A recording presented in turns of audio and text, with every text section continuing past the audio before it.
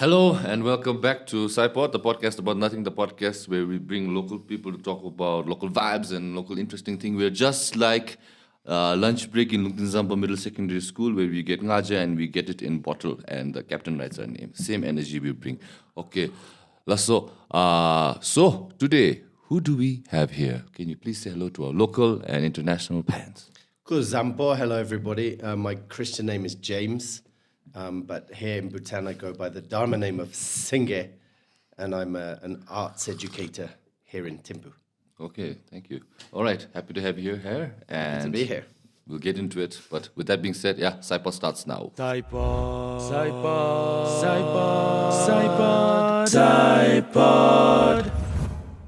Okay, before we start, you must be wondering, why do I look like I'm about to read English news at 9 p.m.? Well, that's beside the point. I have a question for you instead. Are you abroad? Have you studied abroad, back to Bhutan and wanting to go abroad again? Have you been in Bhutan your whole life and now considering to study abroad? Do you live alone? Do you have an open mind? If all these questions are going through your head, then this episode is sponsored by Global Reach, which might be able to answer them. Global Reach is Bhutan's first and oldest education consultancy firm. Yes, they've been doing it since 2004. The year probably most of you were not even born. You were probably in your past life as a goat grazing the fields of Laya. Speaking of goat, Global Reach is the goat of sending Bhutanese kids to study abroad. Global Reach has certified counselors which will help you with the entire process, which means they're not just about putting you in an airplane and the see ya method. They'll help you with more things such as bank account setup, health insurance, and also they included the air ticketing. And with connections with over 40 universities in Australia, your education opportunities are endless. And not only in Australia, they'll also help you connect with places in New Zealand, Canada, and even the US, America.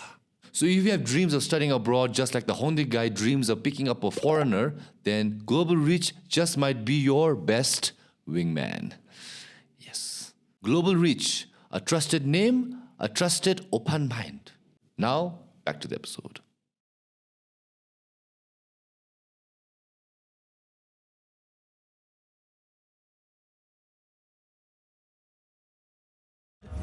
All right, we're back, and yeah, before we begin, Sir Singye, we have to give a shout out to DOMCIIP for supporting this podcast. Thank you. DOMCIIP actually is the creative authority in Bhutan, actually. Oh, good to know. Yeah, Good, who good to know. supports this podcast. Shout out to DOMCIIP. DOMCIIP, Department of Media And intellectual property. Intellectual and creative Department Media, Creative and Intellectual Property. I think I don't know what the other I is. I've been up there. I've been up there once. But yeah. Limpatashi, I think, is the in charge. Okay. I'm more of directly with the department, so it's like almost sector itself, but it's within the ministry. Okay, nice. Okay, but anyways, yes, thank you. To shout out to DOMCIIP, and also to, if you look up right now, you could see people floating. This is our members, our podheads. So shout out to our podheads. Thank you for directly supporting our podcast. It means means thank you. What English is this? Okay, it means a lot, and also you are directly contributing towards the welfare of this podcast. So thank you so much. If you want to be a member, please click the join button, which is on the side, or you can go to the link in the description under here. And also, we have to give shout out to our Podhead Pros. Before it was only Doti, but now we have the second Podhead Pro. In our second century of episodes, we have another Podhead Pro. Looks like every Podhead Pro every 100 episode. Very nice. Anyways, shout out to Doti and shout out to Pema Samdrup. Thank you. Pema Samdrup, your picture is a black, circle. So if you want that to be put up here, okay. Otherwise, DM me, give me your picture. We'll give you a special shout out. Thank you so much. All right, that's all done. Also, check the QR scan on the top right. That is for our sponsor, Global Reach. If you are considering traveling or studying abroad, you can use that to check their social media links. Lasso. Sorry, that was a long intro. Anyways, okay. Hello, Sir Singye. So anyways, a little short background story. So last week, our good friend Jamyang was having lunch with our old friend Sean, who's now a monk now. So when he was meeting Sean, Jamyang texted me saying he met an interesting person.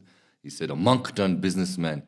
Would you like to bring him for the podcast? I said, why not? Sounds very interesting. So here we are today. So hello and welcome to the podcast. Hello. Happy to have you here. So monk turned businessman. Where do we start? Well, I got to jump in there. I don't know where the businessman came from. Okay. I'm a monk actually artist turned monk turned back to artist. Okay. So a little correction there. But the business in the sense that I mean, we can get into that, but I mean, that side of the arts is something that I'm trying to develop, so it's very fortunate for me. Okay. But anyway, yeah, I was in that cafe because I saw Sean, and I thought, there's a Western monk, I'll go and say hello. Oh, you didn't know him prior? No, Oh. I walked past and I walked back. Oh, wow. Interesting. Yeah. So you just walked in and said, oh my God, there's a chillip monk. Let's go see. Yeah, but I've heard, like, because I also wear Dharma robes, but Okay. I'm a Ngakpa, not a monk anymore. Okay. Ngakpa is like a yogi, Okay. is what you would say. Okay. You see them with long hair, earrings, like that. Anyway, so I've people, when they see me wearing that, they say, oh, do you know Lama Sean? And I always say, who? But then when I saw him in the cafe, I thought, that must be Lama Sean. So I went back and started talking to them. And we're having a good conversation. Then this Jamyang showed up. And Jamyang, his dad, knew me when I was a monk here. And we made a TV show together about Pemalingpa. Okay. So that's how it works in Bhutan, I think. Karmic connection. Connections, and that's how it feels anyway. Okay, all right. Yeah. But anyways, let's hear a little bit about background on you. How did you end up in Bhutan before we talk about your Dharma journey? You said you were here 10 years ago? Well, that's 13 years ago now. 13 years ago. So how did that happen? And let's hear the story. It's a long story, but basically I was teaching ballet, classical ballet. That's my original training. Went to ballet school in the 90s, London. Anyway, I was working in Bangalore. They have a big ballet school there. Okay. And then I got this opportunity to come to Bhutan, and I had a book by Ajit Doji Wangmo. Okay. Which is called Land of the Thunder Dragon, something like that. Okay. And I remember reading it. Where did you get this book? In a second-hand bookshop. Okay, you just... I picked it up. I was like, what's this? And what's this, like that. Okay. And then I was having, in Coromangala, if anyone knows Coromangala, it's in Bangalore. Okay. I was reading it, and I had this vision. And I knew, I just knew in my bones I was coming to Bhutan. Soon after that, I got this opportunity to join BCF, Bhutan Canada Foundation. And so they brought me over, and I spent a year. Okay. So you were doing what with that? I was teaching English in Punakha at that time. Okay. They used to send a few chilips around the country. And I lived in a little bago on the side of a hill. But all I wanted to do was live in Bhutan and be a monk. But the only trade-off I had to do was I had to teach in this school. Okay. So had no qualifications in school teaching, nothing like that. just like your English, good enough. Good enough, but I think because I was in robes also. Okay. I think. Right. But then Nancy, she's quite well known in education here. I don't think she really, we didn't really vibe that well. So at the end of the year, even though I'd done this stuff, as I said, with Kezang Wanchuk, who is Jamyang's dad, we got on BBS, we put on this little school play about Pemalingpa. It was really good. I saw so much potential, but the MOE, they weren't interested. Nancy wasn't her thing. Okay. So I didn't renew my visa. Okay. So basically, so I left on a bus at the end of 2013. After meeting His Majesty, I did meet him once, who showed an interest in drama. But I never, he said, come to the palace and talk to me about it, but that never happened. So I left Bhutan.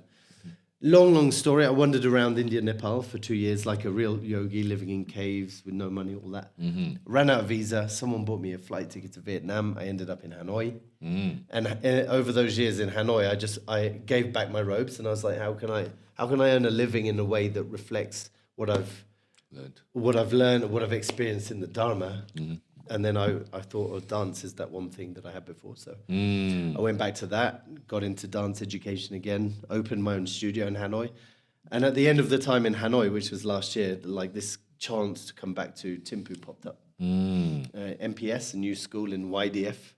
Oh yeah, Nazhoen Pelri School. That's right. And I just really casually, I fired them a WhatsApp message like, hey, do you need How did you see the... Just came up because I had these connections from Bhutan in the past, I guess. So it was in your Facebook feed? It was on my Facebook. so I just sent a WhatsApp message. Okay. And I was like, do you want an arts educator? And they were like, actually... Why not? Kind of thing. And that's how it came back. Okay, so now you're a full-time teacher. Full-time teacher. Dance teacher. Only dance and drama. And so MPS is the first school in the country to have a compulsory arts education element. Okay. And then on top of that, I've been trying to build my studio, which I call Padma Kolo, and I run co-curricular classes as well. So classical ballet. Here? Here, yeah. Oh, okay. So classical ballet. We have one other ballet teacher in Thimphu, Leden, a really good teacher. No, I know her. You know, Gar Studio. And so I'm trying to do kind of a similar thing. But I would like to, Yeah, ballet is one thing I feel quite passionate about. That's interesting. But I didn't realize in Thimphu, it's just not. It's not a thing It's yet. not a thing yet, yeah. But I see a lot of potential, and I think now I'm at this juncture where I'm thinking, how do we carry that forward? How do we make it relevant? So there's a lot of rich learning going on. And alongside classical ballet, I teach drama theatre, and we just put on a play, Ling, Gesar. Oh, nice. 160 students. Wow, really? And this was for Nazhoen Pelri School? Yeah. Oh, you used everybody. Yeah, that's what they wanted. They said, Oh. "Okay, write a play. It has to include from the smallest. to the Wow, oldest." okay, amazing. And we had costume. It was really good. It was a good Nice. first attempt, but of course, as I said, the infrastructure is not there yet. Sound, lights, that kind of thing. There's potential. I've met so many talented people this year. So there's so many ideas buzzing around, so much creativity. How to consolidate that and make that develop into something. That's, I think now I'm at the beginning of my second year. I'm going to have to kind of maybe reframe what I'm trying to do. Okay. But anyway, so that's how I came here was that, and that's what I've been doing for the past year. Okay, let's talk about the play a little bit. What does it take to come up with producing a play when you have to manage again at 160 plus students, You have to. Well, first, I mean, like a lot of credit goes to the principal because she was the one who said, right, we're doing this. Okay. That was her idea. Okay. She said, I'll give you only 2 restrictions. You have to do Ling, Gesar, Okay. which I think was genius. So we can go into that if you want. Okay. And you have to use everyone. Okay. And now I know, like doing theatre, I know that's a big task. Yeah. But I always think if there's a problem, then there must be a solution. Okay. There cannot be a problem that doesn't have a solution. Exactly. Otherwise, it wouldn't be a problem. Yeah. You know what I mean? Yeah. So I saw it as more of like an opportunity, really. So I spent the whole... We postponed it a couple of times. So since I came here, I wrote it. Took me a couple of months to write. And then I just organised my whole curriculum around that. So I approached it like a ship in a bottle. Ship in a bottle. Like you have to build... Oh, can you hear me here? Yeah, no, you just make it more crisp. That's okay. Go on, please continue. So like I chose each class for a certain section, and my idea was to assemble that because we couldn't all practice all together all at the same time, right? So and I had the thread of narration moving through. And so when it came to when we're actually going to put it on, then we were able to assemble it and people had a rough idea. But I did find really challenging I thought everybody would know the story of Ling, Gesar. They didn't. But we had it in our textbooks when we were growing up, though. Yeah, but I think people either... No, but I've also forgotten most of it as exactly. well. Like if you ask me to summarize Hamlet, it'd be difficult. Same thing, right? Yeah. And also, like reading isn't a thing. Like I really enjoy the challenge of like taking a text, reading it, understanding it, and make it into a play. But here, like I wrote synopsises, I had the script. Everyone had access, but sorry to say, it didn't seem that people were that interested in reading it. And that was one of the challenges that I learned here from compared to my last experience in Bhutan. Which I found quite challenging. It's like you can't really say to people, listen, here's my idea. Run with it. It seemed that they don't like that. They really like things to be really spelt out clearly, plainly, easily. And I guess especially because I see myself as a professional, well, I am an arts you are. education specialist, right? Yes. But I'm not working in that environment. So like it took a leap for other people to kind of get on board. You know what I mean? They would say, oh, well, we've done school plays before, we know what we're doing, but not to that level, not to that standard. But however, what I will say is we had this really fortuitous encounter because another English couple was hired by the principal, and one of them, her parents were musicians in the Royal Academy of Music in London. So she came with she really understood the ideas, and she said, now listen, tell me about the script, tell me exactly what happens here. And then she wrote this kind of color-coded sort of plan overview of the action. So then the other teachers, they got that, and then they were like, oh, now we understand. They could see the bigger picture. Yeah. So, yeah, it was a big learning curve for me. It's like I know what I'm doing in terms of directing, choreography, even playwriting, but how to communicate those ideas to other people. Okay, communication. Yeah, okay, I get it. Yeah. that you know, like again, that's not to criticize them. No, it's not.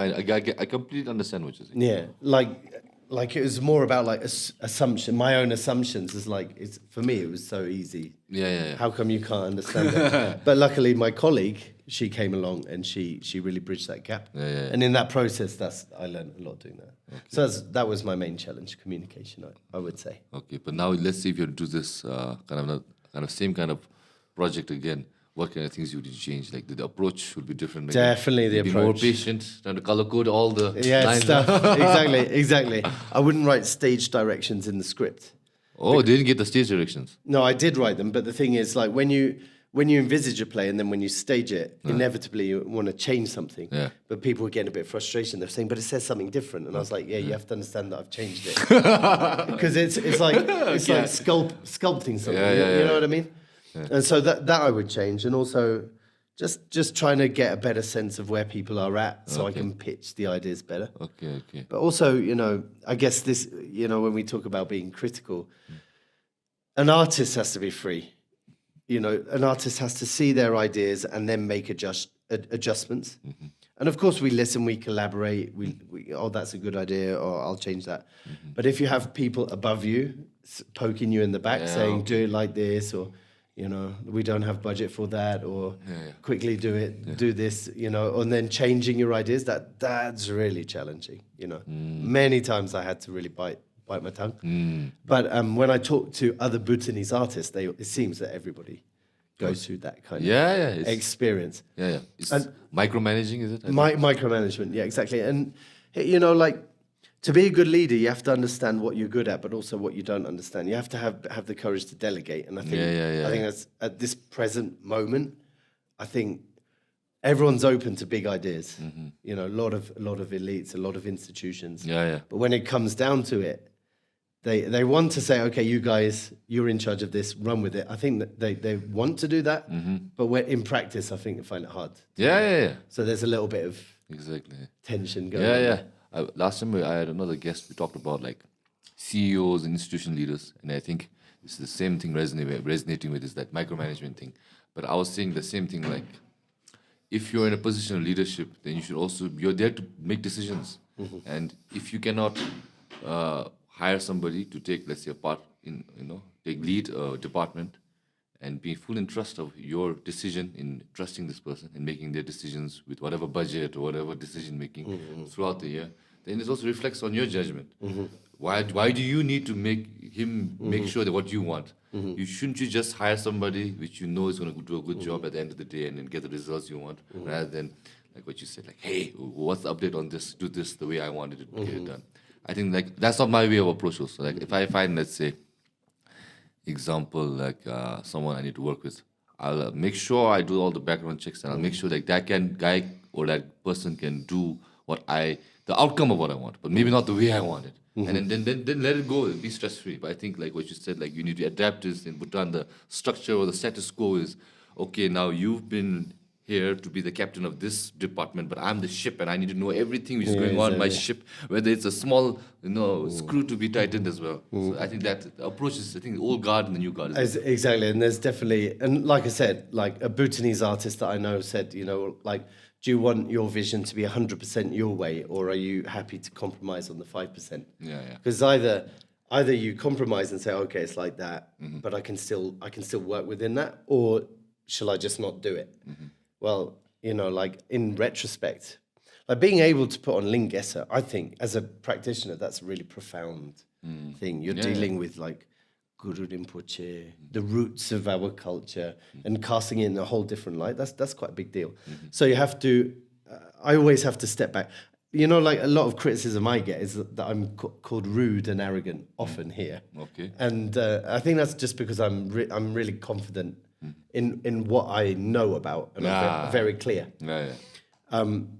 But when I hear that criticism, I kind of feel sometimes I feel a bit like resentful and like a bit like that. But when I step back and be a bit more objective about it, I always have to appreciate the courage that it takes even to do what we're doing. You know what I mean? Like I wouldn't have these challenges if I hadn't been put in that position of privilege in the first place. So you can't really expect it to, you go your way from the beginning. And also, I've figured out along the way that people here, they're not dazzled just because you're a Chilib, which I think is a great thing. They're not like, oh, the white man's here, they know better than us, or they're always like checking out. Is this another Chilib who's going to be here for 3 months with a big idea? You know what I mean? Okay, that's different because I thought otherwise. Yeah, we like generally in Asia that's a stereotype. Yeah. And maybe in the past it has. You've lived in Japan, right? Yes. So in Japan they have this kind of. He's a white guy, he knows better. Yeah, but until a certain point when they get all the information, and then they know better. Oh, he's a fucking idiot. Then they kick him out. Yeah. So, but here, like, I feel like you're not guaranteed success just because you're a Chilib. They might give you a chance. Okay. And Bhutanese culture is very friendly. On the surface. Yeah. And it takes a while to like really understand the pecking order of things, how relationships work, how hierarchies work. And also, again, going back to like openness, I find this really interesting in terms, not in terms of just in sociology, but in terms of arts and culture. Like when you talk about progression, for me as a practitioner, progression means being more and more open, more able to be uncomfortable and deal with those things and find some wisdom from that. Yes. So I feel like this idea of openness, like when you're open with someone, that can be very threatening to them, I guess, and that's very hard to empathize with because I'm not like that. You know? Yeah, me also. I'm like hard for me to empathize. Exactly right. You're just like, well, let's have it in the open, discuss it, find a solution. But it turns out not everybody is necessarily like that, and it also turns out I don't know. I mean, maybe you can help me with this, but. You know, like one of the reasons I came back here was I thought I've done school arts, I've had my own studio, I've done shows. Like maybe this is an opportunity to really create something, really build something, really get artistic and creative. But if you come in, you say I'm a specialist or I have a master's degree in dance education, which I do. Yes. You know, people don't necessarily here go, oh, that's brilliant. Thank you for bringing that. How can we capitalize on it? Okay. There can be an element of like, oh, look at you. Who do you think you are? You know, like, please don't mention that because people may think that you're boasting or showing off or something like that. There seems to be this kind of undercurrent. Well, that's what what kind of experience you felt like? Sometimes, yeah. Sometimes. No, I think the thing is like Asian culture, just like Japanese, we're not. It's like Japanese will never say I'm the best because it's frowned upon to boast. So just like in Asian Bhutanese culture, where it's like institutionalized to be humble. Yeah. It's institutionalized. So now it's like we're progressing. So we see a lot of big personalities, whether it be in public figures or people who now are coming out and saying, yeah, I am that, I'm the shit, whatever. But it's still not very, it's still new. It's still new, right? Still new. You're like the default setting is exactly. So it's gone like there are certain levels to it. You can be like you mentioned. Sometimes you can come off as rude or arrogant because you are confident of what you know and your ability to know that what you know is right. And maybe not people can understand with it. But because it comes off that way, you're not in the humble way, right? Then it could be frowned upon. So that's why there's a little gray area of how you balance it. And there's this question of like, what is humility? Because going back to the management style, like, you can't really question authority. No, I think you can, because at least when I was in the workplace, I used to. I used to. And how was that for you, though? Actually, it was a mixed bag. So my co-workers, they would say, yeah, we could never say that. Yeah. But maybe in the back, they're like, oh, like this guy, look. I don't know. I'm assuming, maybe. I don't know. And my boss, maybe sometimes she was saying like, oh yeah, you're the only one who can say something against what I say. I thought that was a good thing. But sometimes we'd have a lot of disagreements, and then maybe we did butt heads a few times. But I think, like in my experience, is like if it's clear objectively, not even just my opinion, that there's something is going a wrong way, at least I could say like maybe we should look at this. That's what I used to think about. I was not like, oh, my way, or fucking you guys, you won't know what I'm saying. But more like, I think someone needs to say something. Let's just say it. So that's my approach. Yeah, exactly. And I have the same experience. So it's not like you can't say anything, but there is certainly, like, you have to be very careful how you rebut an idea. Yeah. And so going back to this idea of humility, humility, you may, for example, I may be able to say I'm right about this and I'm sure about this because it's from my experience. Yes. If it wasn't my experience, I wouldn't say it. Yeah. You know what I mean? Yeah. But if somebody shows me different evidence or they have different experience and they're able to speak it, then I'm able to listen to it. So humility is a strange. Like, I don't think just if you're like this and pretending to be all humble and everything, but inside you're harboring grudges, and then you're going around the back and telling this and that, and maybe taking away opportunity. I'm not saying that happened to me, but it's like, you know, like living in a culture. If you keep your eyes and ears open, you see all the good and all that. You see all these different currents, and it's about navigating that. And also, like going back, like these big ideas, they're really big, aren't they? Like, what does it mean to be humble? You know, what does it mean to be kind? Does kind mean just going along and like trying not to hurt anybody's feelings? Or is that attitude what's got us in such a mess in so many areas, you know, because we're so unclear what we think and we're a bit scared to say what we think. But then again, you do have to have a social order. It's a grey area. It's a very grey area. It's a very grey area. All these thoughts you just said, it's when I'm taking the shower all the time. Yeah, exactly. And in my life, you know, like I've been very blessed and privileged in a sense, because I've without any merit on my part, without any effort, I've met me bombs.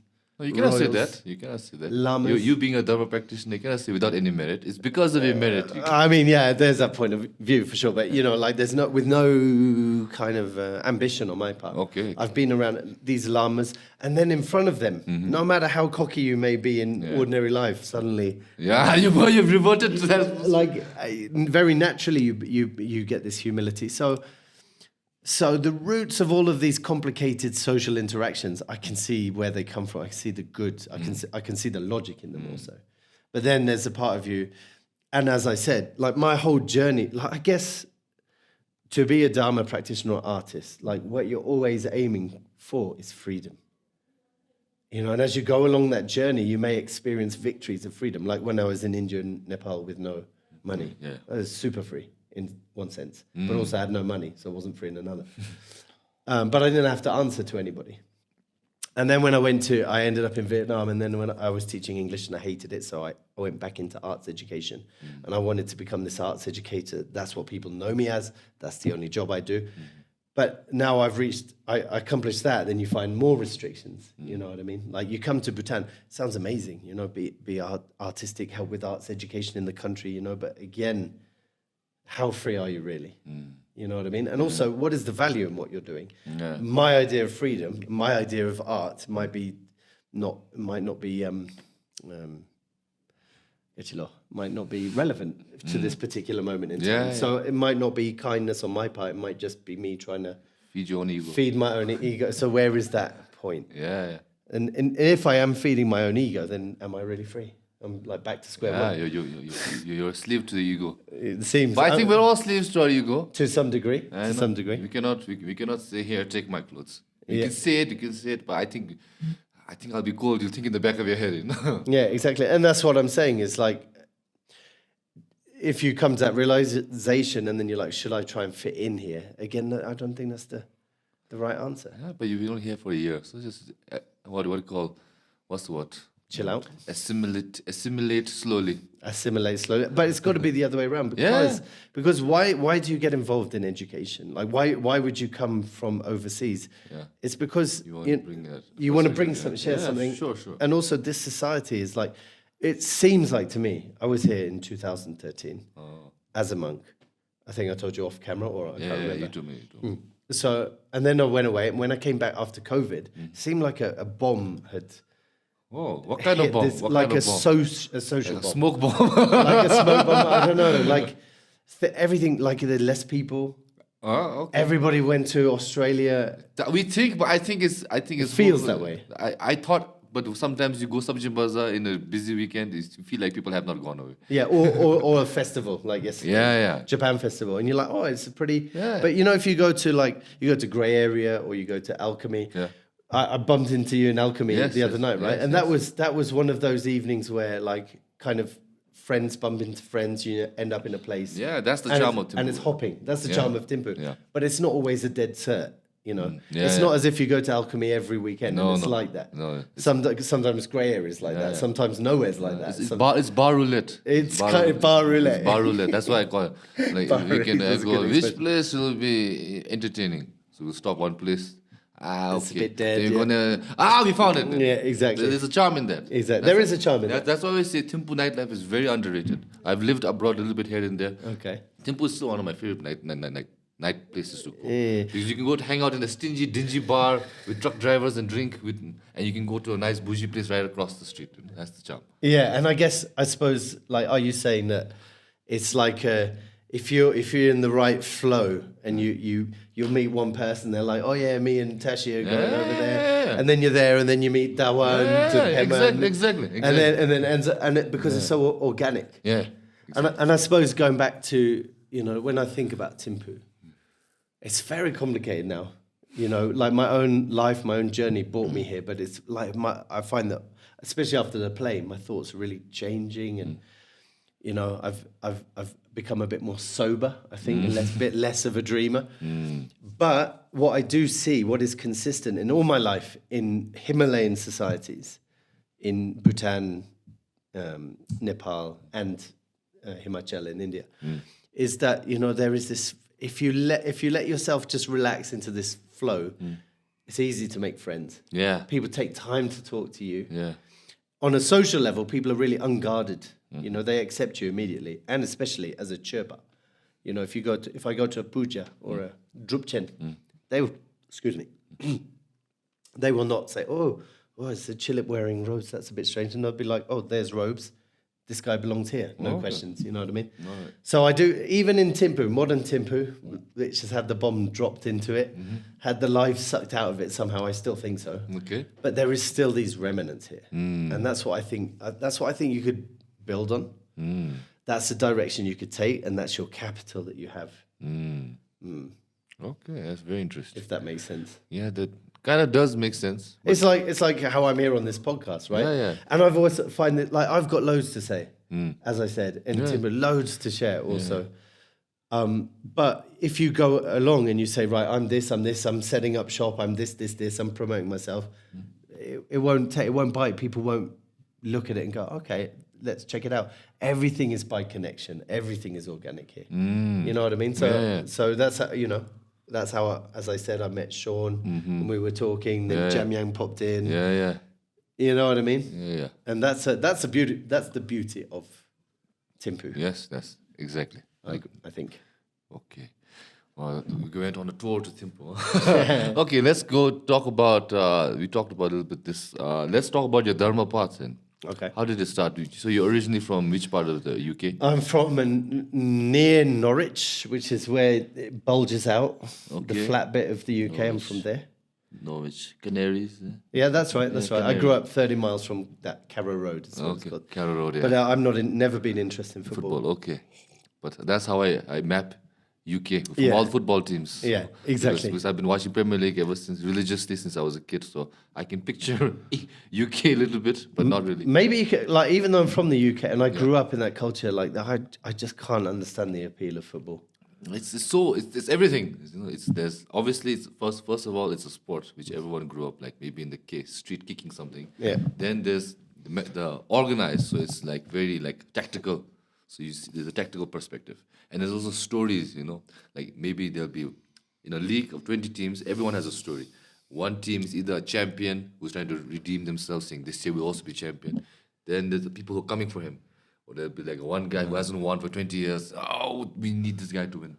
One shitty team who's now doing well all of a sudden because of a great manager. One great team who's now fallen in their graces, trying to again come back up. So all these stories you watch, and then it's all like at the end of the year, so many different things happen. So you're saying there's like a drama, a dramatic element. Yeah. At the end of the day, what I've realized is I'm a big sports fan. I love watching football, basketball, UFC, pro wrestling, comic books, everything. What I realized is everything's entertainment.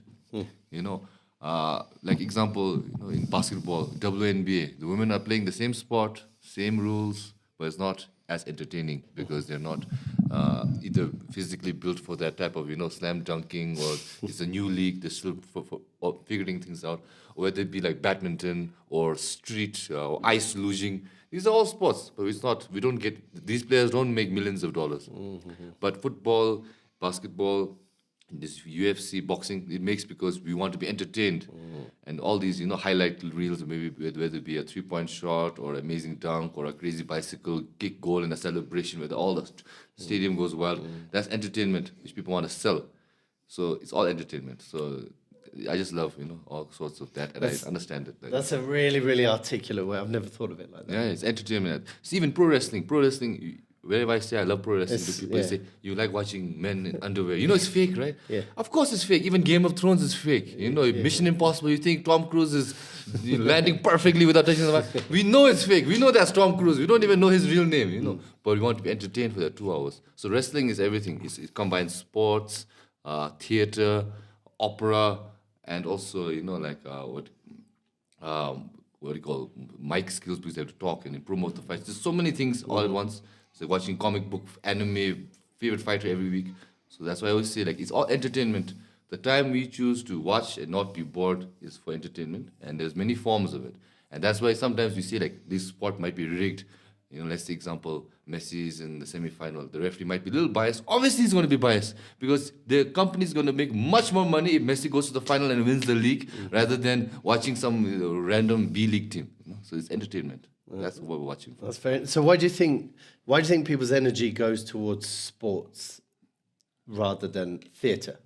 Because that's my interest. Because theatre is... That's a good point too. Also. Because everything that you've described, you sound like a theatre critic. Yeah, because that's what I'm saying. It is theatre. Well, exactly. Yeah. In wrestling, the terminology, there's a good guy and a bad guy. Yeah. And then there's a belt, which is what both of them are going for. Yeah, it's a and quest. Let's say the evil bad guy takes the belt from the hero. The hero's down. Now it's the journey of the hero to get it back. It's theatre. It's all theatre. That's an amazing insight. Yeah, same thing for football. I'm an Arsenal supporter. Arsenal have not won the league in 20 years. Right now, I'm following the pursuit of my hero towards the prize, which is inevitably been dodging us through all of our lives. That's very interesting, because I asked some of my colleagues that same question only a few days ago, and they were talking. I asked them, how do you? People say I'm a Norwich supporter, I'm a Liverpool supporter. Yeah. How do you?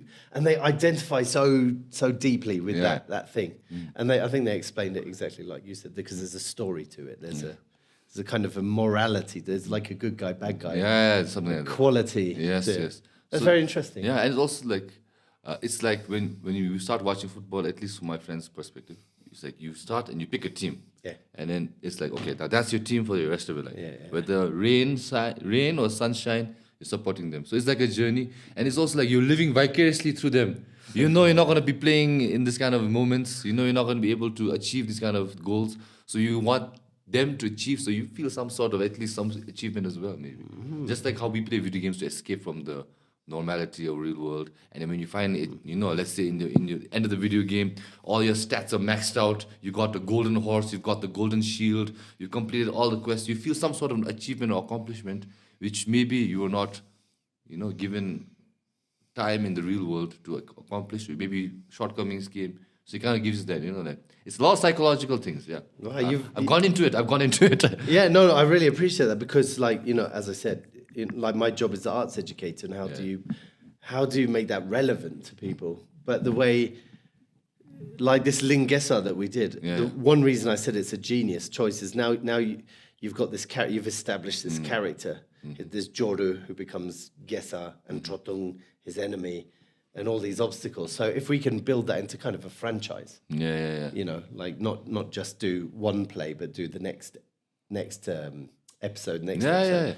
Maybe people will be drawn into it, not because theatre has its own value, but because they can identify with those narrative elements. Yes. It seems like how Avengers, Yeah, exactly. Actually, Avengers is actually a very good... I've never seen it, by the way. But it's a great... I'll give you a good case study. So the thing is, here's the corporate side of it. Yeah. You look at the artistic side of it, but I like to look at the whole picture. Yeah, you have to, I think. And then it's even more genius, because here's the thing. So Marvel Comics and there's DC Comics. Okay, these are the giants of the comics industry. And comics were very big during 1930s towards the late 80s. But in the 90s, there was a decline, because there was internet, there was TV, there was a lot of other forms of entertainment, which people didn't need to rely on the print. It's old news. So they were losing a lot of money, these companies. So what they realized was, in the future, these characters and these artworks will be great for this TV and this internet and everything. But right now, it's worth shit. But we have no money. So we have to capitalize on that. So they started selling the rights for the movie, which eventually could come in the future, but not now, to companies. So there was a bidding war for many of these characters. The big characters, okay, think of any superhero. Batman, Okay, another one. Superman, Okay, another one. Spider-Man. Exactly, right? These are the big three ones you come to your head. You didn't have to, right? So these three are the biggest IPs. Yeah, they must be. Yeah. We grew up with them. Yeah, So, so these are the biggest IPs. So IP mean what does that? intellectual properties. Oh, right. Okay. So they're worth a lot of money, like millions of dollars.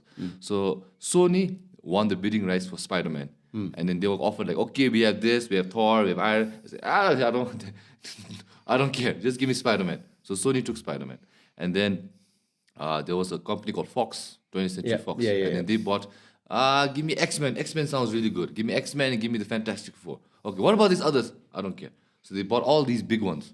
And now Marvel was left with the rights for the movies with very small characters. Like Ant-Man, who knows, Thor, Iron Man, Hulk. These were like, oh, we know about them, but we care more about Spider-Man. we care more about Superman, or Batman. So Marvel then towards the 2000s, when all these superhero movies became really big, they were like, okay, now we need to capitalize on this, because what hasn't happened on screen was these characters having the same movie together, because of the companies own different characters. So you'll never see Spider-Man with Batman because it's another company.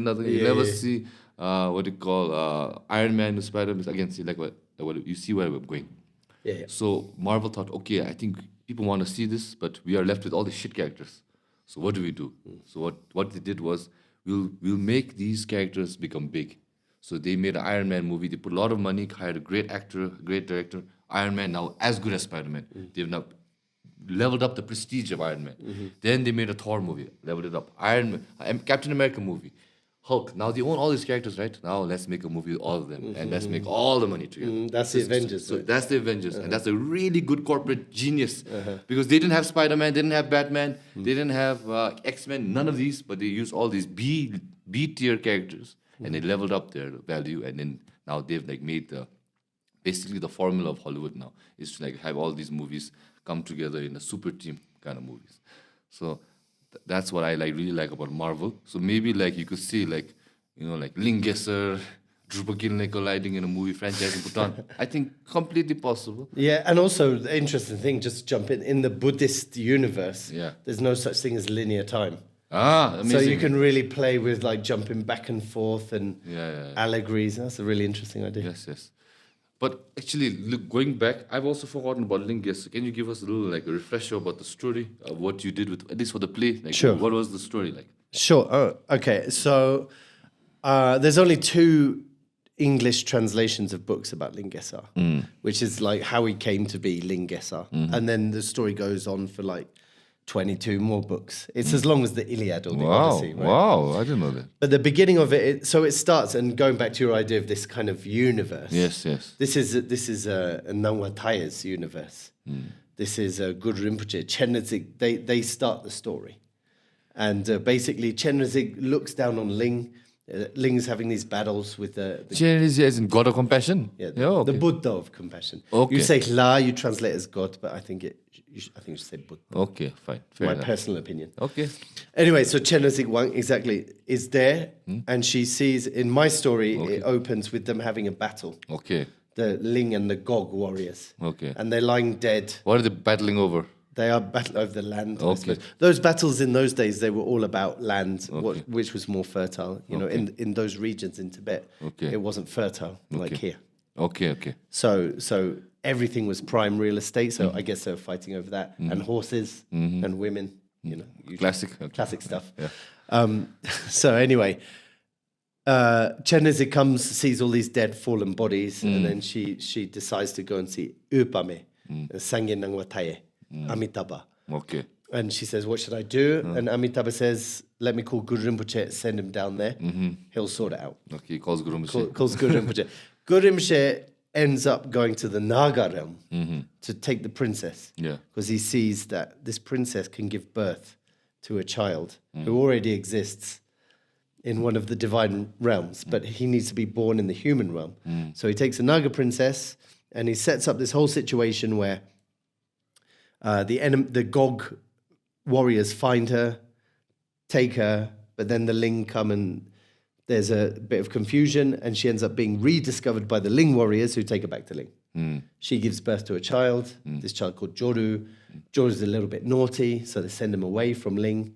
He goes down to a valley called Lama, which is where the Rakshasas are, these kind of really weird, demented, bad beings are. And they think it's a punishment, but he tames them. And he sets them to business, so he makes like a business empire down there. Okay. They all prosper down there, and he's kind of like the king of Lama now. Meanwhile, up in Ling, it's winter, really cold, so Jorda's family are like, okay, we've got no choice, we've got to go down to Lama. We heard he's prospering. Isn't that Bhutan? Loma? No, it's not. It's Bhutan is Because when you think about it, Menjong, because Tibet was cold, and they used to call Bhutan like the south side. That's right. And it was warmer. That's Lomun. That's right. So I thought in this story, it sounds like Tibet and Bhutan. Not quite. I mean, you could read it that way. But Lower Ma was still at that time Tibet. Okay. But it was just a bit lower than Okay. Anyway, so they go down there, and they're all the people, they're all in Lower Ma, and then one night Jorda has a dream. The Lama Namin Karma comes and says, you need to run a horse race. Okay. And if whoever wins a horse race will get the best horse in Tibet, the most beautiful lady, and you will become king of Ling. And your name will be Wow, you get Ling everything. Gesar. A horse, a woman, a wife, queen, and land. Wow. Exactly. And Gesar, by the way, is a corruption of the word Caesar. So it just means king. Wow, really? Yeah. So it's a relationship between these words Tsar, Gesar, and Caesar, which mean kind of like basically a Chakravartin, like a universal monarch, basically. That's the idea. Wow. Oh, that sounds very, Yeah. And there's also an inner element to it, which I'll get into. But anyway, just to finish the story. Yes. Jordu is like, but I'm in everyone's bad book, so I can't do anything. So his uncle Trotung goes into retreat, and he's meditating on Hayagriva. And so Trotung dresses up as a raven, and he flies into the retreat, and Trotung thinks that he's so good at meditating that this is a manifestation of Hayagriva himself. So then Jordu says, "Oi, you have to go and organize a horse race, and you should compete against Jordu, and whoever wins will be king of Ling." Okay. Jordu runs off, so Trotung then goes and announces that as if it's his own idea. Okay. So the scene ends, our play ended with this like danced battle between the two warrior tribes in the style of a horse race. Oh, so it ends with the horse race. Yeah. Okay, so the play is up until he wins the horse race. Yeah, that's right. Okay. And then at the end we put a big choir together, 160 people. As You need to use no. And we sang this song. Okay. And they all sang it, and then at the end, and Jordan comes down, but he's dressed in like a gold robe, and everyone turns, and it's like, here's King Gesar. Wow. But that's where it ends. Yeah. So it's a kind of a cliffhanger. That's not really a cliffhanger. I mean, you know what would be a cliffhanger? Horse race starts, then Curtains down. Yeah, that's a good point. But not a cliffhanger, you're right, but it's like an open-ended. Like what's next? What happens? What happens to Gesar next? Okay. So that's how it was. So are you going to do it this year? Pardon? Are you going to do it this year, part 2? It's really up to the school. And the thing is, like in terms of going back to practicalities. Yes. If you are running an event that includes every single student in the school, that means you have to include every single teacher in the school. Oh. So it taxes them a little bit. It's quite I wouldn't say a drain, but it uses a lot of the resources, human resources. How long did it take for you to plan and from the conception to the end? Well, it took me like a year, like a whole year. But it was postponed a couple of times because of other things that were happening. How long were the kids rehearsing? They rehearsed, I would say, because we had to change the cast because half the kids they left at the end of the year, so I had to So I would say from March to 6 months. Damn! Wow. But I already had the script. Okay, but were you rehearsing every day? Every day, but not the whole thing every day. 1 hour, a little bit here. Exactly. So this class, as I said, So for example, when Trotung's meditating on retreat, Trotun is the main character. He's in many scenes, but the ravens who came in and did a little dance that was one class. So they had all that Oh, time. so on that class had the raven dance. Yeah, Okay, exactly. nice. It's a raven dance. So how did you like distribute all the roles? Like that. Like I had to like say, right, here's a story. How can I make it in sections, and then how can I weave it together? So you use help of the teachers and all? The only teachers who appeared in it were me. I was good in Puche. No. Okay. And Aum Tewang, who's my boss. She was Chen Nazik. Oh, man, so, okay. And Lebe Munga, who's our vice principal, he was Amitabha. But that was very small cameos, really. Okay. Yeah. Nice, interesting. And this, when did you show this play actually? September the 7th or something like that. Is it recorded? I'm very interested to see that. Ningno, you know Ningno the media company, Yeah. Happy and those guys. They are now, they've edited a video, and I think it's nearly done. Okay. But I haven't seen it But yet. you guys going to upload that soon? I hope so. Okay. Well, I'm People excited. should be good if they put it on BBS even, I think. Yeah. And that's going back to this thing of what we're saying is like, if I was really in charge, I would really, really promote that angle. Mm-hmm. You know, we're this school, we've got this. But if I suggest that, it just sounds like I want to build up my own name, my own profile, that's not quite the way it is. But you can't avoid it, you know, like if you're the specialist. I think, how I use like my moral compass, I would say, is if my intention is good, then it's okay. Like whatever I say. Like let's say your intention is for all kids to know about Ling, Gesar, and maybe to have it on a national scale to watch. And if you don't care about if you get any fame or your name to it, and you say it with your intention that it happens that way, then I think you're not at fault to like what people think. Yeah, that's how I look at it. It's true, but I mean, it's easy to say from an independent podcaster's cushion over there, and I think the same as you, but there still can be repercussions, because it's not about what people think or say about you behind your back. It's like, would they support it or not? You know what I mean? But I think and they that, could. I think they could and they should, because that's what I'm saying. It's like we need to go now from this really compartmentalized idea. Like we've got this funding, let's say from DOMCIIP, for example. Let's say they give me a bunch of funding. Yeah. It shouldn't be like, oh, I'm doing this and I don't want to like collaborate because like they might get the merit. We should be like, how can we work with the Black Box guys? How can I work with Charmy? How can we like cross-pollinate? Yes. Because if I make you look good, by default, you're going to make me look good, and vice versa. So I don't think that mentality has quite taken root yet. It's like it's there, here and there. Yeah. And especially in the arts. Yeah. You know what I mean? But if we could do that more, that's like I'm saying, like if you really, this Ling Gesar thing, it doesn't have to just be Ling Gesar, by the way. You could have a whole repertoire of school plays. You know, run them on BBS, and why not? We've got this Chillip. I've got my own studio in the campus, that I teach out of. Why not promote that? Because it will give me more students, more creative flexibility, but also make your school look awesome. You're saying it right here. I'm saying it right here. I have a healthy audience, which maybe they'll tell either way. They have a very, very diverse actually group of audience. Maybe it's a parent or a kid with the youngest, sisters or brothers in school, or whether it be those kids itself, they could be listening to this right now. Yeah, maybe talking exactly. to their parents and teachers. So don't worry. This is maybe not be the national platform that you're looking for, but this is still our humble platform. Sure, and it's organic and relevant. And as I said, like in terms of taking credit, so my boss Sawang, she was the one who, it's her school, it's her vision, it's her idea. And to, like I was saying before, to have that idea that, I'm going to use some of my timetable for dance and drama, that's already extremely progressive for Thimphu. Like, it's really worth mentioning. Yeah, of course. Like, I grew up when I was in primary school, we had a literary club. So we used to do plays. And it was like a really like... At that time, I still enjoyed it, but at the time, what I didn't realize was I was very lucky because we were probably the only school which was interested in doing plays. So which school was that? It was Sunshine School. It's right above Mutitang area. Yeah. So you're Thimphu. Yeah, born and raised. Thimphu, born and bred. Yeah, Thimphu, born and bred. So anyways, what I appreciated was at least the school had made an effort for at least to explore that kind of side of creativity. Yeah, exactly. Which I still appreciate the people like you to do that, because we don't. It's not like I love the arts. Everyone should do it, but at least they have an opportunity. We have sports clubs. Why not have an art club? And I feel like Bhutanese, in my hot take is that I think in sport it will be very hard to achieve something on a global scale. It'll take us maybe another 100 years for us to maybe like get there, because we don't have the infrastructure or the genetics. Like whether it be for basketball, you need 6 people like me and above, 7 feet tall. Bhutanese on average we're like 5'7", 5'5". If you want to play on a football scale, you have to be strong and mighty. Again, 6 foot, 80 kg.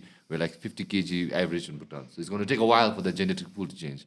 But arts, I feel like we can compete. Oh, 100%. I feel like 100%. Like in the past 10 years, we didn't have Bpop 10 years ago. No. Now we have a pop industry in That's Bhutan. right, exactly. We have a pop industry. And in the Movies last 4 also. years, in the 4 years, we've had now an influencer industry where people are going on TikTok, earning good amounts of money, having thousands of followers, and even like actors in movies, it's like, like there's a platform for it and anyone can do it because now the screen is so small you can record. And I think Bhutanese can at least, if we're given the right care and nurturing, we can at least, I think we can compete on a global scale. I really do. 100%. And this is a shout out to DOMCIIP, because they're doing that. And as I said, sometimes I struggle, I don't teach enough ballet, or I don't teach enough of what I want to be teaching, but I'm teaching some.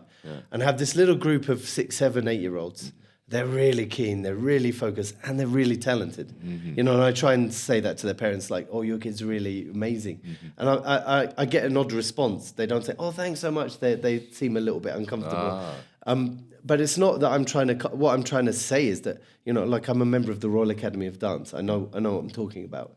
And I think, as you said, like the arts is the quickest way. Some of these children come from very privileged backgrounds. Send them overseas to arts colleges, Yeah, actually, you're right. We invest in STEM. We're not investing in art at all. Exactly, but you might not get a Bhutanese Einstein, but you'll definitely get a Bhutan. You'll get like they're amazing. You said something about genetics, but I see them with really great movement and flexible and beautiful, and they have this character, and you have a tradition of dance actually. Yes. You know what I mean? Yeah. But somewhere along the way, when we talk about progress and development, we are talking about the spell of the lords of materialism. We think like the more money we have, the more progressed we are. The bigger our cars, the better we are. No, progressive means that you understand the whole like bigger picture of what makes a society rich. Punsum sopa. Wow. You know what I mean? And the arts and spirituality has to be a part of that. So, like I guess like my dream would be to like build these like little class of kids and get some national support maybe,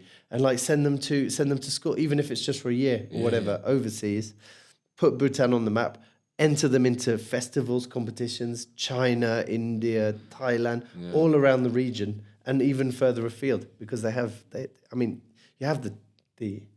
talent. For sure. I feel like what you don't have is like, when I say I'm a dancer, like I said, I don't think it really lands. It's something I went to school. I didn't go to studies. I went to dancing school. You know what I mean? And my master's degree in dance. Solely in dance education. You know what I mean?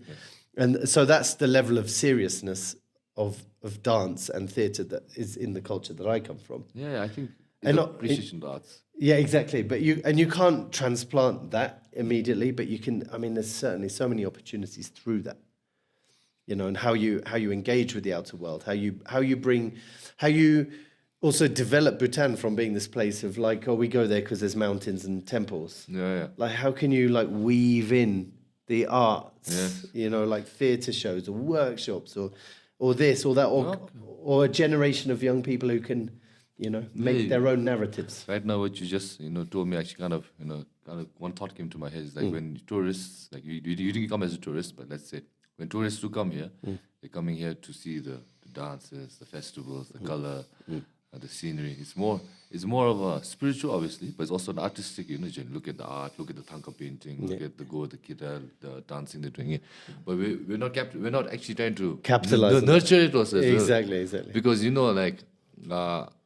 up until like a year ago, in our education system is we study till grade 10, class 10, normal, all studies. Then from the 11 and 12, we pick a stream, like Indians. So it's commerce, arts, and science. Are you familiar with that? Yeah. So last year, they eliminated arts. Yeah. Why? Because they said we don't need it. Government. So arts is gone, and college degrees have been eradicated, like cancelled. Like BA in English or something. I could be wrong, but I know some degrees were instilled. Well, that's interesting to know. Huh? So it just gave like a perspective, like, and also it was a very minor voice because the arts is not taken seriously at all. That's my point, exactly. So when they took it off, people were like, yeah, obviously we'd rather invest in engineers and doctors and lawyers. But well, instead of it, and then the Royal Academy, Rapa. Rapa, yeah. Rapa got rebranded recently. It was like it was an afterthought for like 10 years, I think, Rapa. And Rapa was like every wedding we need to hire Rapa dancers. You know, people are not taking it seriously. And there's good income also from it. Yes. Let's say like a cohort of, billionaire investors come in Bhutan, hire Rapa dancers, you can charge them, you can get good money. Yes. But people, you made me a good point actually, right? I think, I'm not saying, now I feel like the government is starting to support artists again recently, but I feel like with this continuous support, I think we need also like programs and training and then make it into a profession, and then people will see the fruits. Right now, we've not even tried it because we've thought like it's not gonna work, but you've not even tried. Just try it. Exactly. Yeah. That's a really good point because, and there's so many thoughts were coming as you were saying that. It's like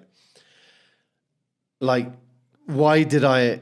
If I could have, I would have stayed a yogi. That's what I really wanted to do. Okay. Wandering around, going in the caves, these really creative visualization processes. It really spoke to me. And I love doing it here. But, we have Chilips have so many visa problems and all this stuff. So when I ended up in Hanoi, I was like, how can I make my spiritual path my professional path? And the common bridge, I would say, between dharma and art is this idea of transformation. Is that the core of us, we are originally and perfectly, we're not broken, we're not suffering, we are originally, basically, and fundamentally good and brilliant. And this life is brilliant and magnificent. But we forget it and we get sidetracked and we get confused and we misunderstand it. So that's why we experience suffering, confusion. So transformation means transforming back into your kind of original state. So I felt like, of course, the Dharma practice can do that if you really want to really take it to that extreme, but not everybody does and not everybody can. And even if you want to, which I did, I still couldn't. So, but the arts, you can. So again, linking back to what you said about football, there's this whole narrative and it's all exciting and entertaining, but you said it takes you away from your life and then you go back to it until you get your next fix. But I feel that through arts education and onto professional arts, both the audience and the performer can experience real inner transformation. There's a real sense of path there. So that's something that I feel like, as you said, like progress. When you look to the West, you can't be like, oh, they've got engineers and doctors, so therefore we should have the same. Bhutan has a real opportunity to go, like, they've got that. We also need some of that, but what can we do that's a little bit different?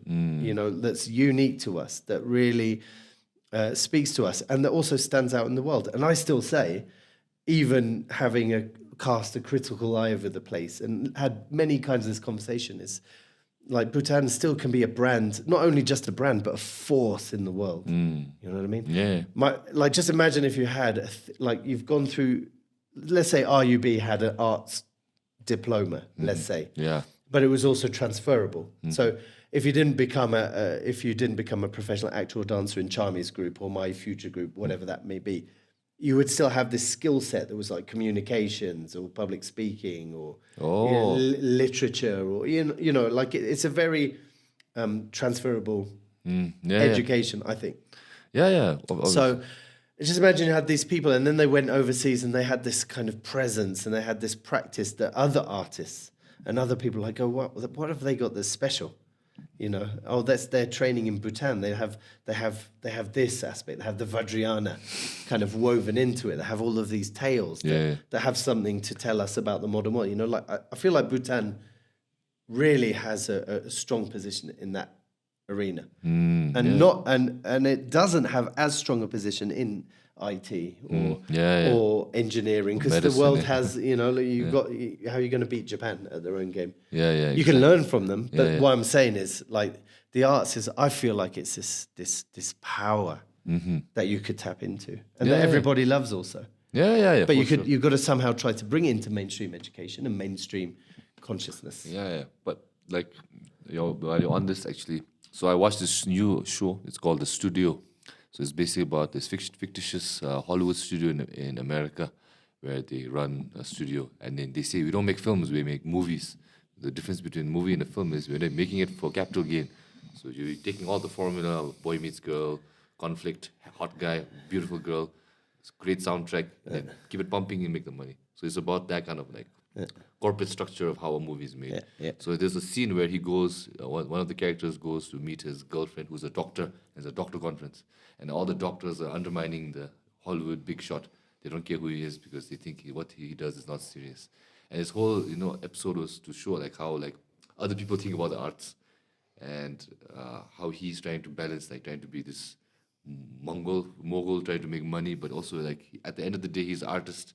So it's kind of like very, what's the word? I don't know, poignant to think about it. So what I said is it kind of resonates like how like the government is like taking away some art degrees or streams, and we're trying to invest, which actually logically it makes sense to invest in medicine and engineers and lawyers because that's what maybe a good civilization, citizens need, services need for the country, which I don't agree with. I do agree with, but also that doesn't mean you cannot take a little bit art seriously because there's so much scope for these other things to learn, and also like in the arts industry itself, like whether it be in Bhutan, I think like I may be a victim of this myself also, which is basically people do it for the name and the clout, the fame you get. Oh, he's a big guy because he has this many X number of followers, or he's known as this, very talented or good looking, whatever person this person may be. I think people are more, chasing that rather than creating. And then from that pool, then you get another,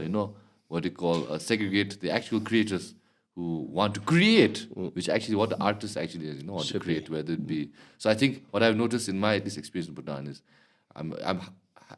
whenever I meet somebody, I'm trying to distinguish whether we're trying to do it for the creative art aspect or we're trying to do it for the, the fame aspect. Because I think sometimes it's blurry, but most of the time it's very clear also as well. Everybody. And so there's a famous Vajrayana master called Chogyam Trungpa. Okay. It's quite well known in Bhutan. He came here in 1968.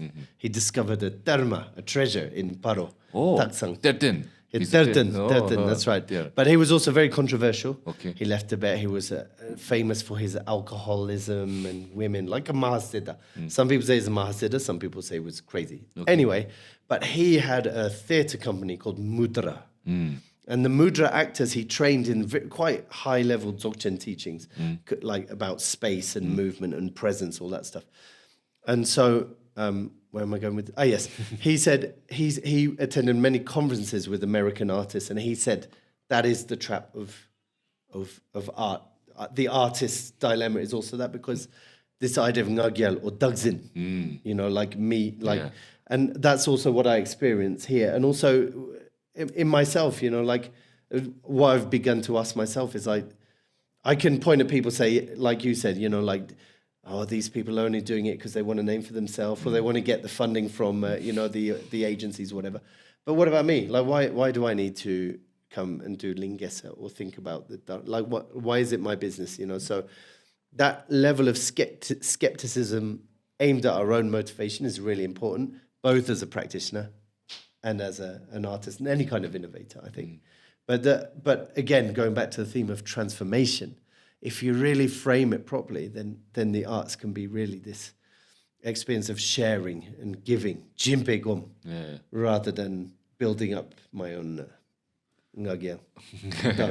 But right now, I think Bhutan is like, we see a lot of like this everywhere, but I think right now it's still very collaborative. We see a lot of, at least in the creative industry, we see a lot of people collaborating with each other.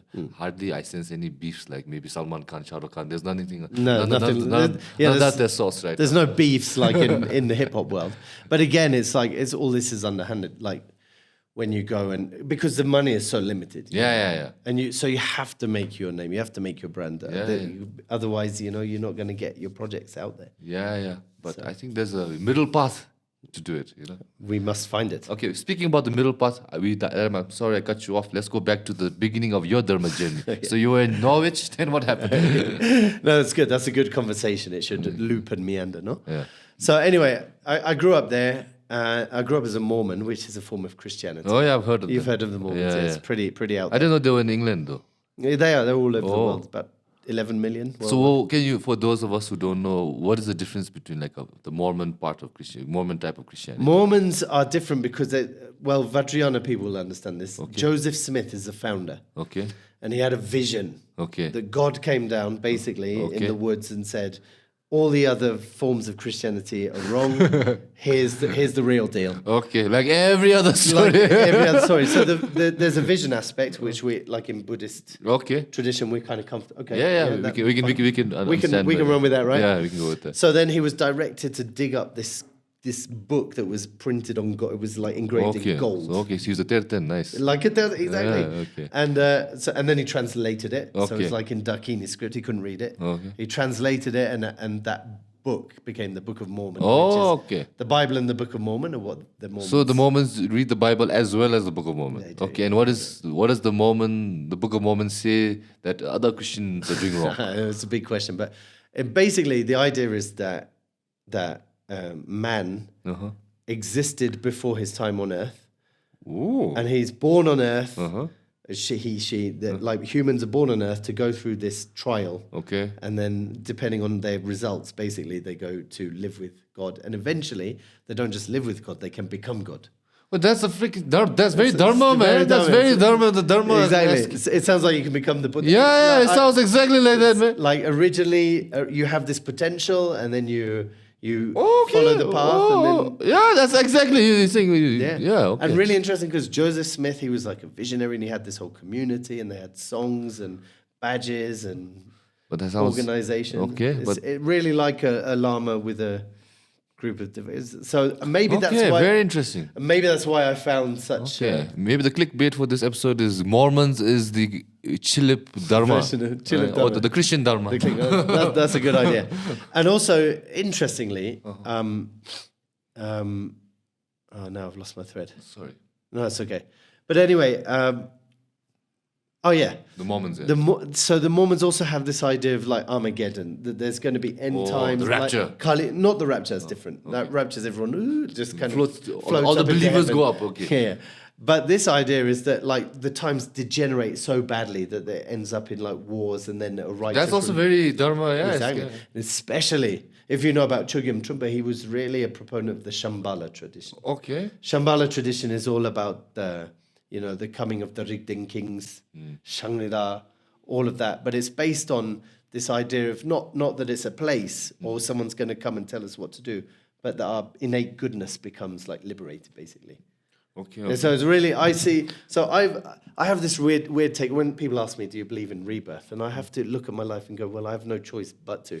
Like, how does a Chilip? So end up? Mormons believe in rebirth? Reincarnation? They don't believe, but I mean it's a kind of rebirth. Yeah, but yeah. they don't. But what I'm saying is like, let's imagine, because I have such an affinity with the Himalayan Dharma. When I first encountered it, when I first heard the word Dzogchen, I had dreams and like visions of Vajras floating in the sky and stuff like that. So like, where does that come from? That imprint must come from previous experience. Okay. So I always believe I was born into that family because the Mormons is the closest thing to the Vajrayana that the Chilips have, especially in our culture. So maybe for some reason, I chose to be reborn in England. I don't know. That's just imagination. Okay. But anyway, so then I became a dancer, and then I was in South Africa, I was in the National Ballet Company there, and we used to smoke the old Herb. Okay. the old herb, as they say. I don't do it anymore. If anyone's listening, I say no to drugs, kids. But when I was 21, we dabbled, and then I remember sitting on my bed, and like my friend, who was this like contemporary dancer, who was all out there into like Krishna and all that. He told me to visualize a white light on my forehead, and then as I did that, like it became the Buddha. And like I disappeared. There was nothing but this Buddha that was becoming as huge as the universe. Okay. And then I remember feeling scared, and then I kind of came back. But from that moment, then I bought all the books by Sogyal Rinpoche, Lama Surya, these books that were very popular at the time. So I'm talking about 25 years ago now. Okay. And then like I just had many experiences. Then I met Buddhists, and I saw one Anila in London wearing the robes, and I was like, oh, I have to wear those robes one day. I had this kind of Connection. Okay. Connection with Karmic it. connection. And okay. Dudjo Rinpoche and Chebje Dilgo Khyentse Rinpoche, Okay, Dilgo. they would be in every single book that you would read. Yeah, because okay. basically every Western practitioner comes from lamas who were connected with these lamas, Yeah. And so it was like that, and then, I read and I met people and blah, blah, blah, blah, blah, blah, blah. So you wanted to learn more about Dharma when you were 21. Yeah, but I was always like, because I like you, I lived in Japan. I loved Japan, and so half of me were really, I just wanted to like have a wife, have a normal job, live my life normally. But the other half, this pull towards being especially being a yogi, really fascinating to me. Okay, and so that's what happened basically. And so in Japan. My last years in Japan, I had a girlfriend, car, house. I had such a good life, good so salary. You weren't a yogi then, you were a 9-to-5 guy. A 9-to-5 guy. What kind of work were you doing? I was doing the same, like drama, dance, teaching. Okay, so good life then, okay. Yeah, it was really good life. And I remember, so I bought all of the books of Chogyam Trungpa. Okay. I was so into Chogyam Trungpa. Okay. And he had these big collective volumes, yellow and orange books, like massive books. These are all teachings or? Teachings, writings, interviews, like everything you'd ever, all of his content. Okay, encyclopedia. Yeah, exactly. And I would spend a lot of time in the rivers and mountains and thinking about. Rinpoche used to talk about the Pochik Tsawe Lama, the only father guru, and this yearning, this devotion. And I remember thinking, especially when I had my girlfriend, like we were going to get married. I was thinking, I'm happy with my life, but I feel sad that I will never pursue this path. I remember looking up into the mountains and like seeing an old lama in my mind's eye, in a samkhang. I had many kinds of that kind of experience, and I felt sad. But I was like, but I'm never going to go to the Himalayas. So then there was this huge earthquake. Okay. Which you may remember, 2011. Oh yeah. I was there. So anyway, after that, my work closed for like 6 weeks. They just said basically, like, you're on full pay, but just do your thing. Come back in 6 weeks. Okay. So I drove around the coast in my car, giving food and whatever, joining these aid organizations, and I just saw so much destruction. I just remember thinking, this is mitakpa ani. Mitakpa. Ani mitakpa ani. And I just remember feeling that, I can't go on with this life. It's kind of like a zuma, like it's like a lie. So then I went back to work, and it seemed so pointless. And so, I was mucking around on the internet, and I found this job to go teach ballet in India. So I thought, why don't I go to India, teach ballet, see what happens. See India, get involved with the Tibetans, then come back and marry my girlfriend. Okay. That's how I pitched it to her. But of course, didn't go. So how long was it? So you're supposed to be in India for? A year. Okay. But at the end of that year, like I ended up in Dorji Den. Oh, nice. I had some experiences there. My girlfriend, she ditched me halfway through the year. I think because I'd actually left. She couldn't believe it. She was like, yeah, you leave and come back. I'm good with it. But when I actually left, I think she was like, damn, he actually left.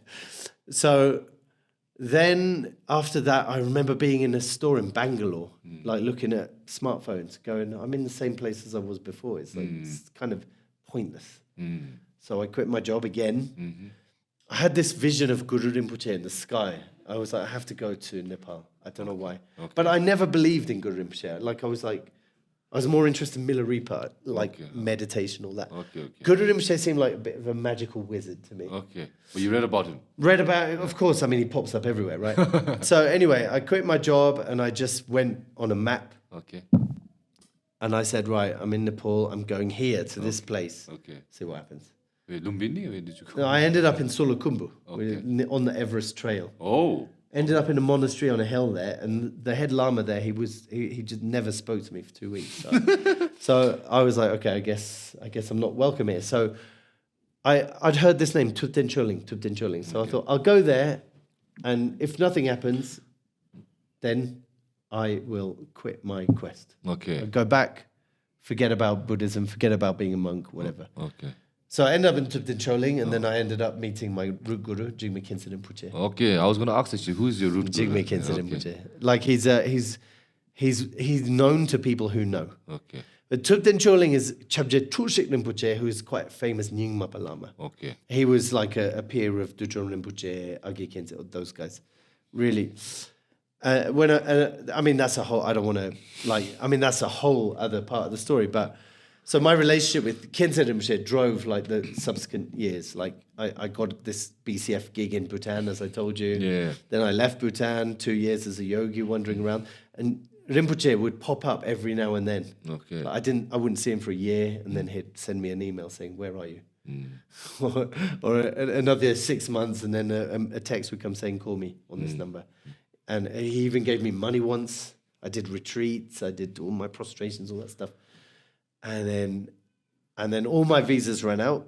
I was there at the Nepal earthquake also, and after the Nepal earthquake, I thought, "My God, Drupa meba."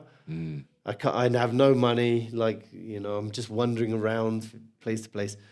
So, as I said, a guy bought me this ticket to Hanoi. So I ended back in Hanoi. And the interesting part about that is that's where I got back into dance, as I told you. But Rinpoche, turned out he had a little group of Vietnamese followers in Hanoi where I ended up, but he never told me. Oh. I said, my last time I saw him in India, I was like, Rinpoche, I've got this thing in Hanoi, I don't want to go. But I know I'll get distracted. I just want to go and do retreat. That's all I wanted to do. And he said, "Oh, you have to be practical," and never said nothing else. It turns out I didn't hear from him for another year and a half. I gave back my robes. I went through this whole. It wasn't a good experience, but I went through it. And then he showed up in Hanoi, in my neighborhood, giving teachings. So for 9 years, every year or sometimes twice a year, Rinpoche would come and give teachings, and I joined that community, and they built a stupa there. And that's how it went. So at the end, and especially in Rinpoche had me dance in front of the Vietnamese followers once. He, randomly, he told everyone to clear away, and he made me dance. And so at that point, dance became my sadhana, my practice, because it's really connected with movement and space, intention and form, and all of that stuff. So from that point, from those experiences and those years, Rinpoche, I feel like Rinpoche sent me on that path. And then when I did my master's degree, my thesis was in Vajrayana and the application of visualization to dance. But it works with Vajrayana, very tantric. Yeah, and dance is one of the forgotten arts of the Vajrayana. It's not. I mean, you have it here in Bhutan, famously. Yes. But singing, dance, theatre there's so much in there that's Vajrayanic. So that's how I began, and that's how and so now I call myself a Ngakpa. I practice, I wear danjuk sometimes. I still, I still know how to do the formal practices. When I live in Thimphu, I find it quite difficult. I find it groundless emptiness means that your faith doesn't necessarily give you support, if you understand what I'm saying. There's no guarantee. You don't have to wear the robes. You don't every moment is practice. So therefore, it's very hard to kind of define your practice sometimes. Yes. When you're a monk, it's easy. You wear this, do that. And so in Thimphu, I find, you're in this Buddhist environment, but you don't feel necessarily that inspired. But when I go to the monastery, in my holidays, I get right back. I'd never think about dance or arts. I just want to sit there, do my tun, read the text, and be with other monks. And so there's, to this day, from the beginning to the end, there's kind of a tug of war that goes on. And you've got to find, as you said, this middle path. What is your practice? What are you trying to get out of it? And if trying to get something out of it is not the ethos of the Dharma, then why do it? So to try and kind of navigate that's where I am right now. Okay, but what is what is your ultimate goal in this path? Now you've been here and there and everywhere. Now what do you want to do with it? For example, my mother's a big Dharma practitioner. She's actually right now in Bhutan and undergoing a teaching. So she's like, I said, what's your goal, Mom? She's been on this path since she was her late 30s. Now she's in her mid 50s. She's done 100,000 koras around the memorial church and read the Buddhist texts like 100,000 times, done everything. So what is the goal of all this? She says she wants to try to get liberated in this life, It's amazing. She's like, a big goal, but I believe in her. But she's like, she's doing everything. She's a fire puja in the morning, doing all that, talak tulung. So like, what is your goal in this path? It's a really good question. Like I've just been thinking about that recently. I think I would really like to really zoom in on something very, very precise. Okay. So I have always had this dream. I would love to go to all the Guru Rinpoche Gine and say 1 million Sigden Sodeb. Per ne. No, that'd be all the nye. like if you did 4 tons a day for 5 years, you would complete 1 million Sigden Sodeb. Okay. If it's like that fast. But in my experience, my best experiences when I was only doing Dharma practice were so interesting. It's like you're digging this bottomless well, and at the bottom of that well, you can see the glimmer of these rubies. Oh. And I really want to experience that. Okay. And experience like remoteness from the digital web that we all live in. Yeah. Although because of, we're doing podcasts, the jig temper in me still enjoys it. But I would really, in this life, and with this connection in Bhutan, I would really, really love to just really get to the bottom of that. What happens when you say 1 million Sigden Sodebs? You want to see what happens? I want to see what happens. Because I remember when I was doing a Lamin Nenjo, which is a famous, your mum will definitely know about it. Probably not me though. There comes a point where everywhere you look, you see the Guru's face, and this is so much longing for the Guru. And it wasn't a very practical experience, because I still had to live and make money, and that made a whole lot of interesting challenges. Yes, But I think the idea of Miru Rinpoche is that it's like, for me, I'm not saying this is like official Dharma, but for me, to really get to the bottom of who you are. And the Dharma is like a diamond drill bit that you can really get to the heart of it. But you have to do it with that kind of single-mindedness. And if you have to make money, like even now, I thought doing the arts, I could be this edgy artist, yogi kind of guy. And now I've accomplished it, I realize, that's another illusion that I'm trying to build. Exactly. So now what?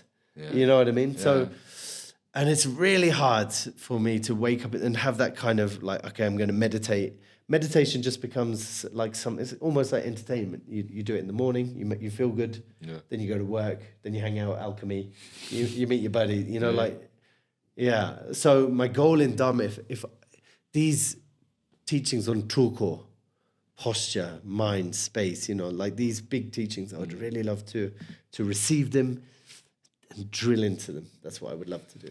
Okay, that sounds interesting, but it's also tangible because you'll see amount of chanting, then you'll see the result after you get the goal, right? So it sounds tangible. Right? So, It is tangible, but I would say it's also very much I love this idea of the path is the goal.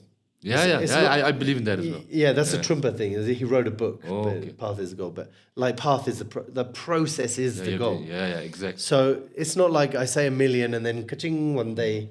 Yeah. It's the... Oh, yes. It'll probably be endless. Like you get to the end of that and there'll be a new vista to assimilate, shall we say. But that, just like I said, just... Because my mind is I'm very, very... This arrogant, rude thing that I get is, I think, because I'm so direct and straight that I can really focus on one thing. So when I turn my attention onto you, it might be a bit overwhelming. When I have a goal in mind, I'm only that, and I don't want to listen to anything else. So the same, if I could turn that into just Dharma, and also, you're a podcaster, and think how much the world has been changed by the digital environment. Like how we love podcasts now. We listen to podcasts. We watch YouTube. We wake up, first thing we do, check our phone. When I was a monk, I didn't do that. And when I left monkhood, I had a phone and my life changed, right? So what is life then who am I without all of that distraction? And also my social environment. I love my friends. I love people. I love creating. I love teaching kids. Take that all out. But take that all out, Yeah. what's left? And Okay, I yeah. think the Dharma is the best tool to penetrate to that great matter. Yeah. But I think I also kind of resonate with that. But right now, I understand that I'm still, attached to the samsaric life I have. Yeah. I want to achieve few other, professional career goals. Yes. I want to travel some more, meet more new different people, experience new things. So because of my attachment to that, whatever illusion or whatever it may be, I still cannot follow in what you feel like you want to follow. Yeah. But I see it because I see my mom and dad, they both practice, and we're from a very spiritual family. Oh, And I'm more of this, like rebellious nature. I saying, what is this? How will me running around this do this? I'm that skeptic. Yes. I've always been that skeptic. Yes. But later on, as growing older, I've started to, like, practicalize these things and apply it to my life. And now I'm more like, we live together with this Dharma, but I'm not really immersed fully in it. Yes. But I feel like I would be, I'm curious. I'm a very curious person. I want to, follow in like people. I meet people like you, and I ask I asked when you got here, why are you still wearing monks' robes? I don't know what Ngakpa is. I'm still very curious, even though I might not know things. But I'm still attached to this life. Yes. We all are. I still want to go out, drink, meet, girls in the club. I still want to go travel, and I want to watch football, play video games. I still am attached to this life, and I feel like if you want to go to that path of Dharma, you need to like everything out. Just go. But here's the interesting thing, though, Sai, is that, like, Trungpa Rinpoche, one of his genius, because he was such a man of excess that he blasted excess, and he was still a great meditator at the end of it.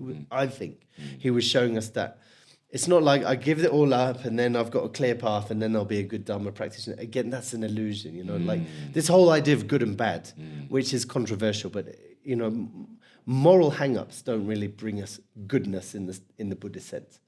So going to the club, meeting girls seems like that's a variety in your life. Like I'm bored, I'm doing this, but I go out on a Friday, I met someone new, there was, it's exciting. But how many times in your life have you been through that same? Yeah, exactly. So that is no different actually to walking around the court at Stupa 100,000 times. Yeah. It's just one is intentional and one isn't. Yeah. And the interesting thing about the samsaric or the confused mind is we see, or doing prostrations or any of these repetitive things, we think, what a waste of time.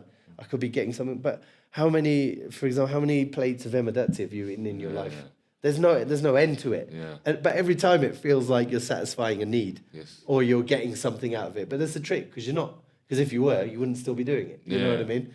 So to go against that habit we have in our minds, that's why I guess we do these accumulations of things like that. But it's so we experience it as nothing but boredom. Yeah. The predictability, the endless nature of it. And that's a skillful mean to show us that's all of our experiences like that. Yeah. If your mind is if you've really renounced everything, it doesn't mean you don't do this, but you do that. What it means is that your mind is really stripped bare of, I'm doing this to get that out of it. Yeah. It's more like totally immersed in this present experience. Yeah. Again and again. But I also understand, like, we got the owner back. Javan's come here.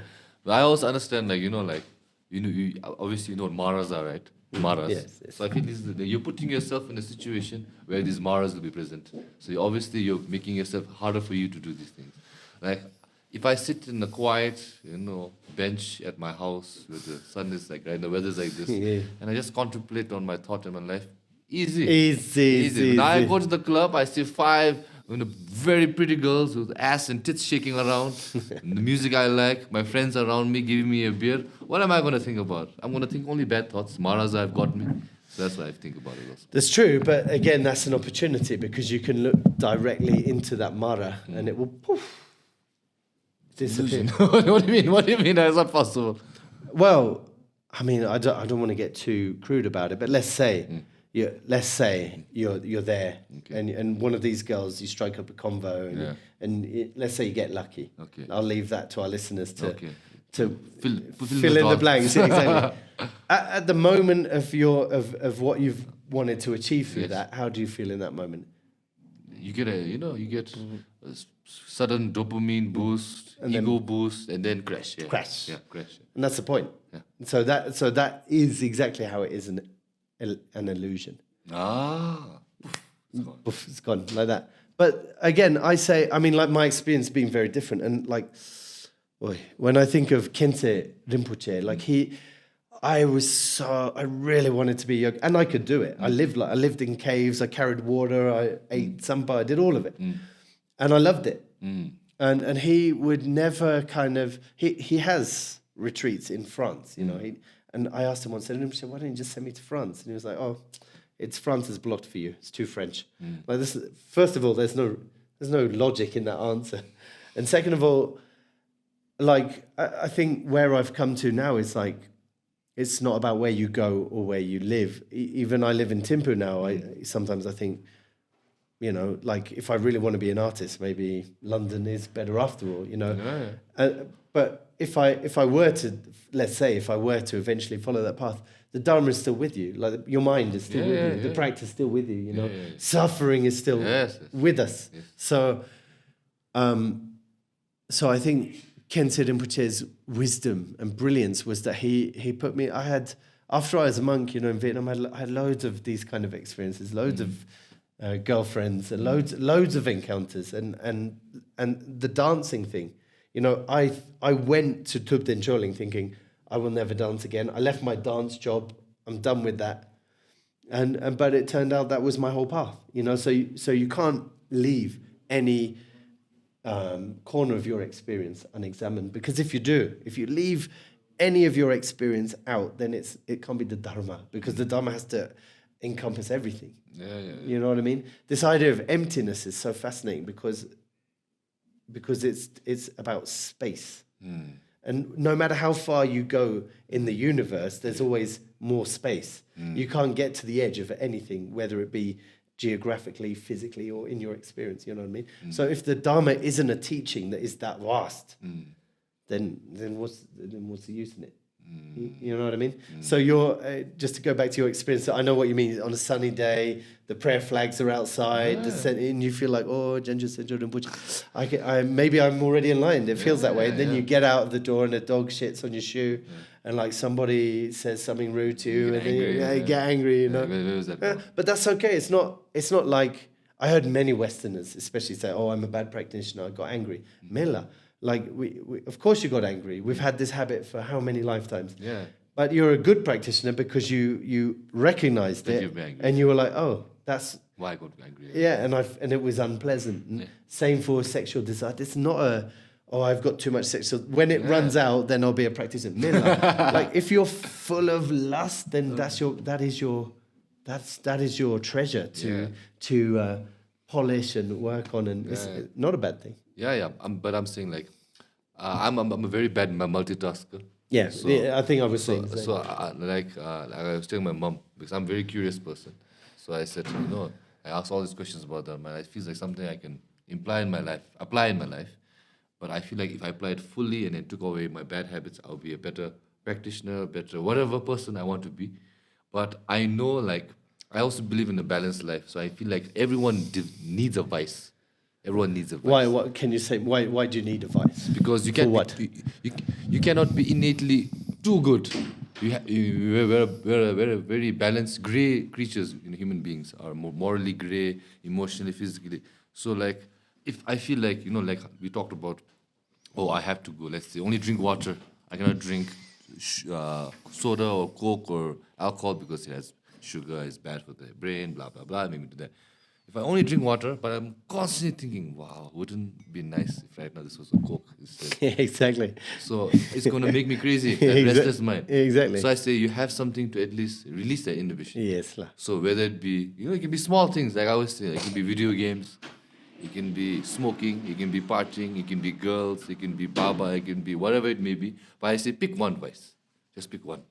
And then whenever you feel like I'm being too much, it's so overbearing to be this, try to me for always being to be this good person. Let me just have this, so then I can. Oh, okay, now at least I can go back. You know, like to do the good things. Like a kind of control. Yeah, like the carrot stick method. But the problem with my life is I have too many vices. I've multi interests in a lot of things, so it's hard for me to balance. And at least like, even though I'm not a Dharma practitioner because of what my mom has taught me, at least I'm being what you mentioned. I'm observing about my behavior and recognizing what I need to do to be a better person in this whatever areas, And I feel like it's a constant battle with the things I want to do and the things that I have to do, So it's like, I feel like I have control over my, temptations, whether it be me to go out or, like you said, talk to girls, or whether drink something I'm not supposed to, eat something I'm not supposed to. But sometimes, like you said, okay, I can, balance both. But then when you do the bad stuff, you get a little bit too much into that bad stuff. Then now when the next day you're recovering, you're like, I shouldn't have done that. I'm gone now, back to square one. But it's okay. I'll go back to my good self. And then when you go back to your good self, you feel guilty for now, going to that path and now resisting temptation. So it's also like a discipline, I think. I want to be disciplined. Yeah. I feel like Bhutanese and myself also, we're not very disciplined. Not very. We're very laid back. So I just want to, put that in course. Like, I want to control my mind. I don't want my mind to control me. Yeah, exactly. So that's why I told you that this month I'm doing this, sober month. I'm not drinking alcohol. You did say that. Because I want to. I could. There's not many consequences. I've been a good, healthy boy this past, few weeks. But I'm like, it's not out of health, but it's out of principle. I want to control my habit. I don't want my habit to control me. Exactly. And you've really hit the nail on the head, because there's a couple of things I was thinking. Like, when you go on retreat, you don't go on retreat to make yourself a good person. It's to observe how out of control your mind is, right? Yeah. So when I was a monk, you live as a monk, and then you go on retreat, which is a more intense version of what you were doing anyway as a monk, right? And I remember, like, you would go in a 5-week retreat by yourself. You would go through, like, days of a certain fantasy. Like, if you had one thought about a woman, for us guys, I think that's the biggest. Yeah. Or I remember, like, I would smell someone's perfume as they walked past me. I remember tourists coming, actually, one time. A group of tourists, they came, and I was doing mandala practice in this cold lakang all day long. And then they came in, and they had a little chat, and they left. But as they left this waft of perfume. And for the, like, next 3 hours, like my mind was just conjuring all these, like, stories, really vivid, almost like hallucinations of, like, oh, maybe I'll quit. Like, I want to go back to London, go to, have a normal. So the point is, the bad thing in Buddhism isn't that you're attracted. Of course, you're attracted to. Of course, like there's nothing. I was talking about it. I have a point in this one. Yeah, exactly. But it's not about bad. It's about how out of control. Like, there's nothing to stop you enjoying that scent. Yeah. You offer to Guru Rinpoche, you celebrate that you're a healthy male, and then you drop it. Yeah. And then your mind stays on task. Yeah. And once again, if the task is repetitive and boring, even better, because you have to have the discipline to stay focused just for its own sake, rather than being grabbed by entertaining. So, there's Khenpo Tsutrim is a really interesting guy for young people to talk to, because he's a proper Khenpo. But he threw all of that in the trash, and he grew his hair long, and now he writes this Vajraguru for everybody in the clock tower. You'll see him sometimes. Oh, okay. But he's like that. Like I went to alchemy as I met you. I wasn't drinking, but yesterday someone invited me for a dinner party, and they offered me whiskey. I hate whiskey. I really can't bear it. But they offered it to me, and so as a Ngakpa, then you take that as an offering, and then you watch your mind in that experience, you know what I mean?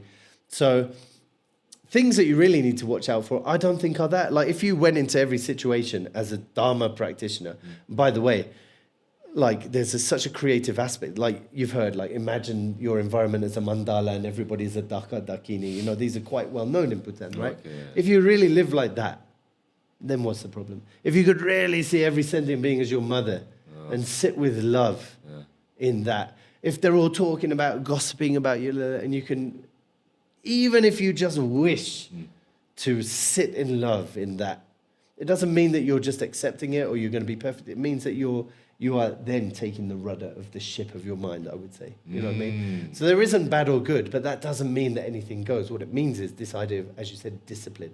And this idea really fascinates me of discipline is freedom. Yeah. I need tarba gitsadi tsuchim easy. Oh. And that's what I say them, when sometimes my parents say, oh, Singye, he's so particular about the clothes. I make them tie their hair back. They have to stand still before they dance. And they're little kids as well, I teach this. But I say to them that, if you can discipline your mind to stand still, then you can dance freely. Exactly. You know what I mean? If you know exactly where your finger is going here, then you can express anything you want to say. So I think that's the point that we've missed of Buddhism. It's not about being a goody-goody and never going to the zone. Yeah. You know, even if you get in a fight, you know, like there's a case, like, you know, like what is your motivation? How present are you? Yeah. And it might not be for a good end, but whatever you engage in, you are present and you understand the outcome of those actions of your body, speech, and mind. Yeah.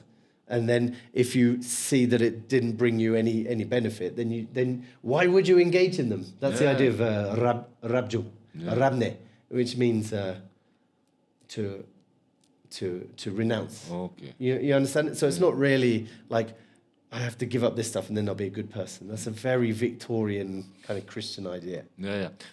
My mom also told me about this concept of Nangpa Mimi Ninje. Have you heard about that? Nangpa Mimi Ninje. Ninje is compassion. Yeah, it's compassion. Nangpa Mimi is without any agenda.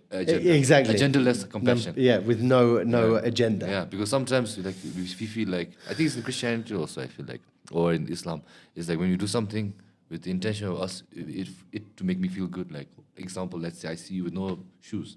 It's like, oh, look at Singye. He's so underprivileged. He needs some shoes. Ninja. Let me be the savior and buy you shoes. Now I feel good because I made you feel good. That is compassion, but that's to boost my ego. Yeah. So the agendaless Napami Ninja is like, this guy has no shoes. Okay, whatever. It's okay. We say Mikpa Mepe Mikpa, sorry. My mistake. Mikpa Mimi Ninja. I needed the white guy to correct my zonka. But yes, you're right. So that's hard, I feel like. That's really hard. That's very hard. And because you're going to make yourself, I'm like, I made you feel good. Why? So there's 2 points there that really interesting. Maybe your listeners are struggling with this. It's like, when I was driving around in Japan, the earthquake, I remember I had some blankets and I ended up this place and I saw a lady outside and I was like, hey, do you want some blankets? And she was like, yes. How many have you got? And I said, this many. She said, can we take all? And we gave them away. And me and my friends who were with me, we were high-fiving. We were like, yeah, I feel amazing. Like we'd done something good. Like our lives had some meaning. Yeah. But then when I reflected on it, it was like, wait a second. Like that means that my well-being has to depend on somebody else's suffering. Yeah. So there's not really compassionate. Yeah. That's what started my whole journey. Okay, so it's a good thought which started. And also this idea of meaning. You know, like I understand this idea of mikpa mepe, ninje. And if you ask me, and don't accuse me of boasting, you know, if you're someone who I know, you're listening, I'm just saying how I felt. You know, it's like I came to Bhutan with I thought I would do jimpe gom.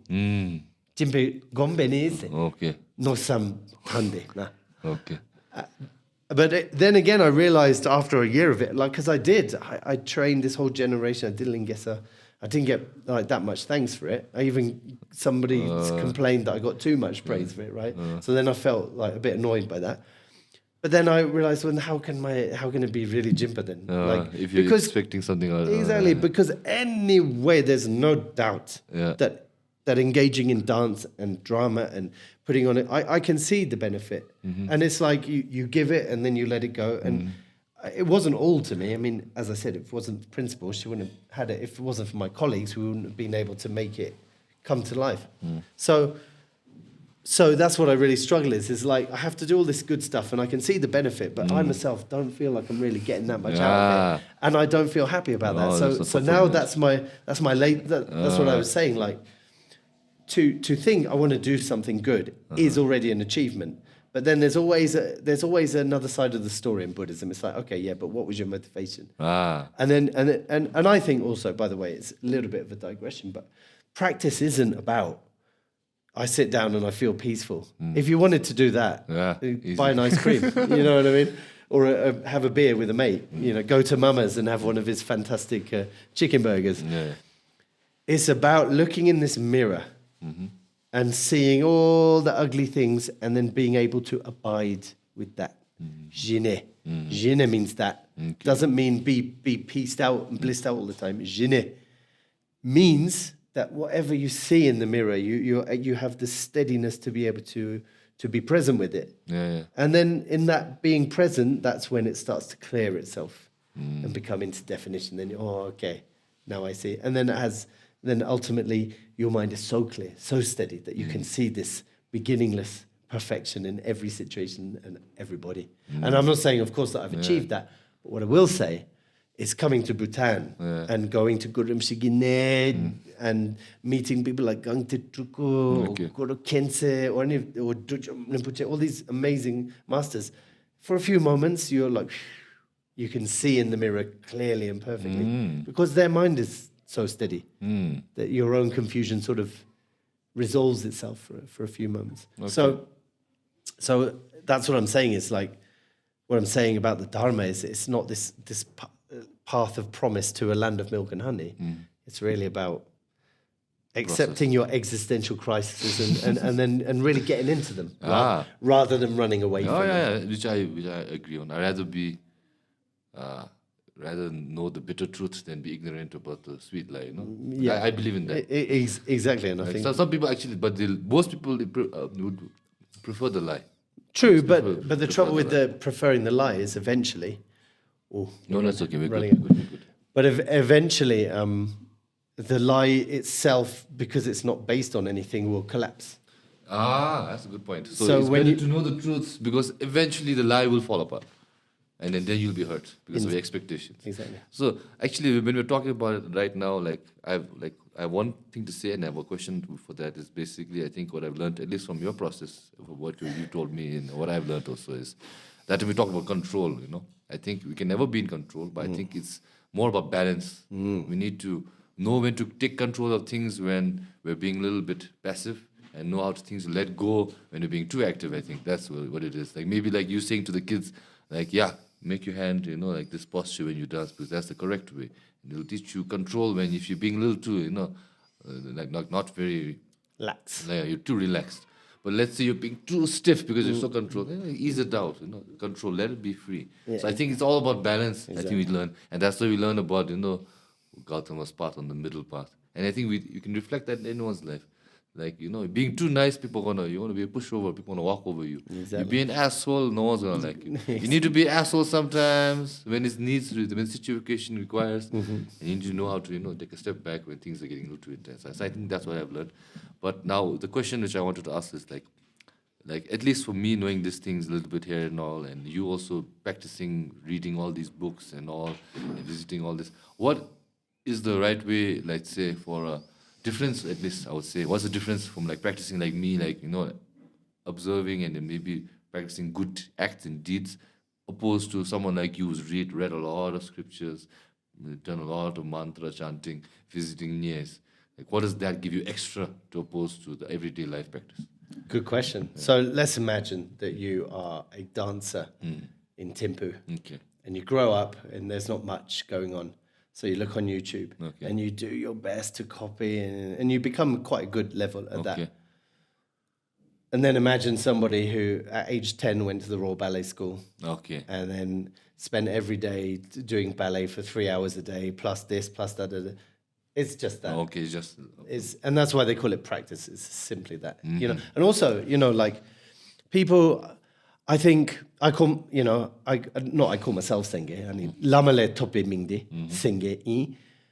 But that's how I prefer to be. I feel like it's very in tune with my character. And I wear danjuk, and sometimes I wear trousers, and sometimes I'm in grey area, and sometimes I'm in the monastery.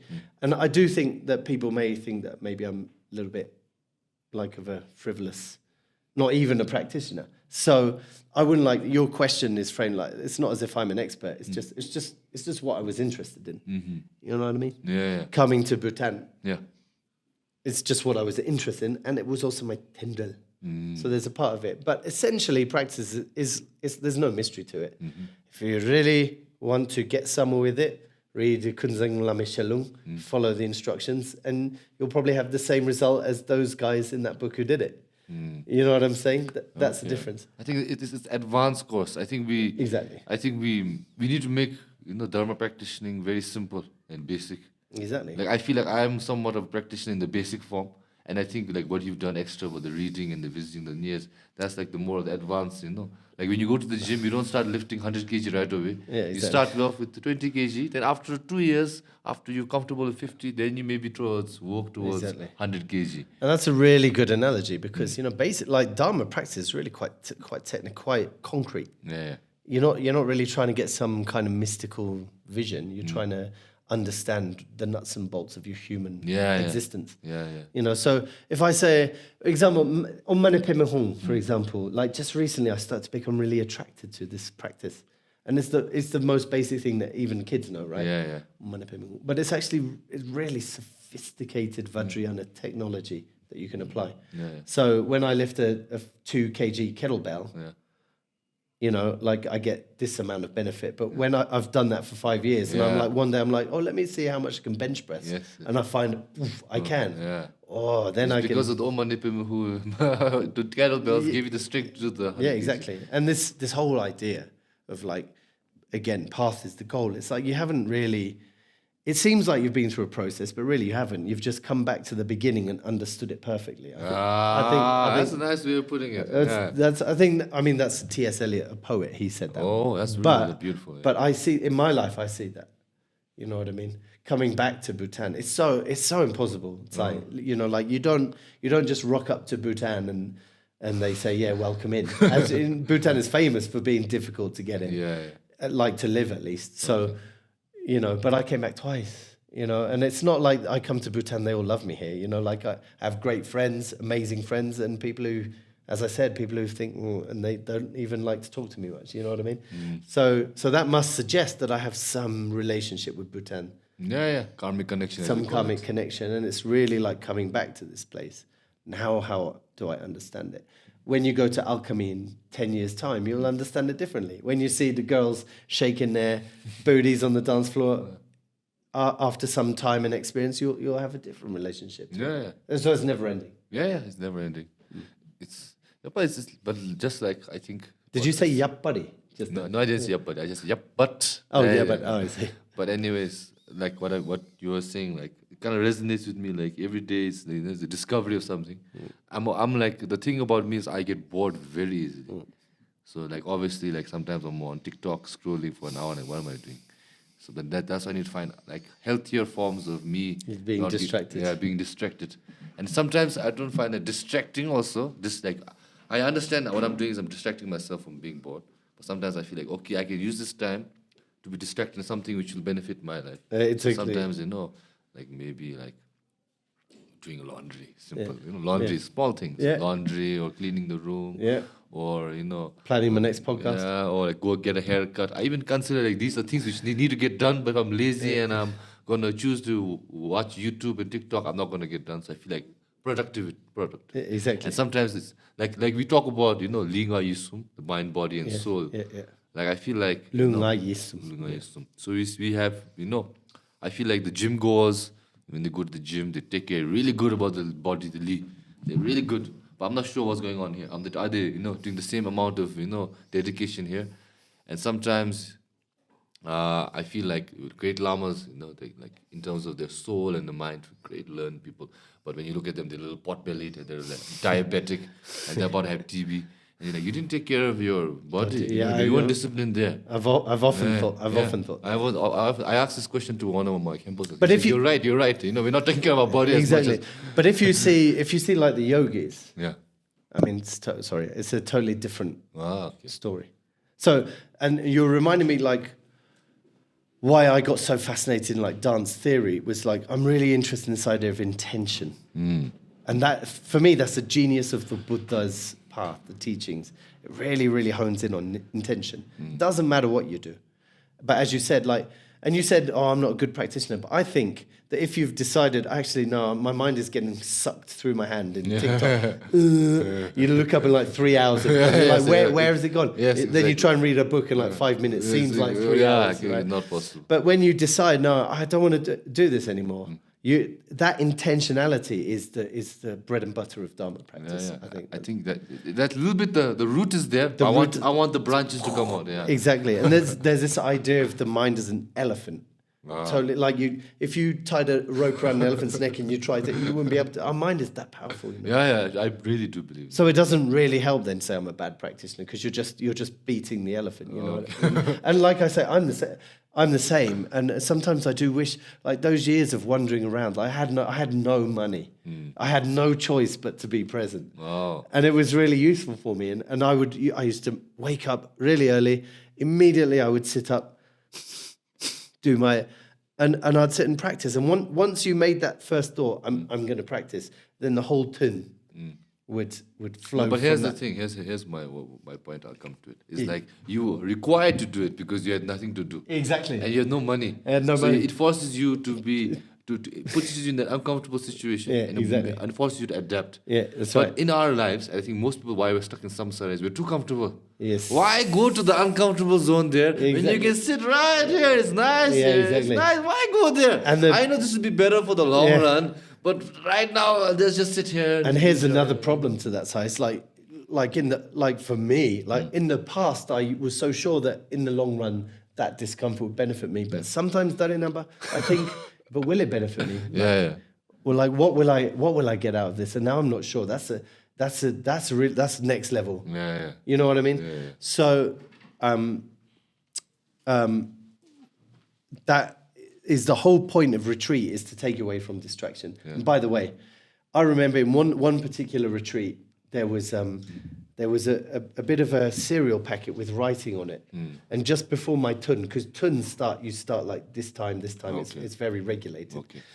But I remember I just didn't want to put down this cereal boxing because it was so interesting. And another time, same retreat, there was a squirrel that used to run into the garden. And I just that was the most entertaining. Mind is just trying to find any form of distraction. Exactly, anything but sit and do my tune. yeah. And that's the point.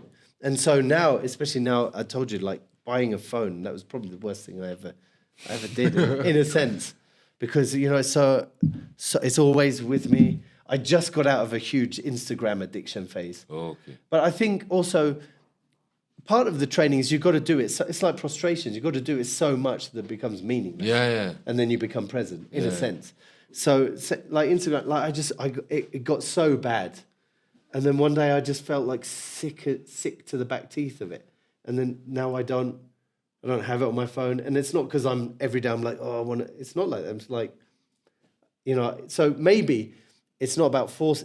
Maybe it's doing something to such an extreme that you eventually get sick of it. Yeah. Then it falls away. Yeah. If you went out to alchemy every night, drinking like 5 K5s every night, it would be fun for like 3 days. Yeah. And then, but after a month, you'd just be done with it. So you're trying to make yourself sick of it to the point that you don't want to do it anymore. But but it's not that I was trying to. It's that like I fell into it and I fell out of it. Okay. But what did I get out of it? I understood like the nature of addiction. That was quite a useful lesson. Yeah. But how many hours and hours?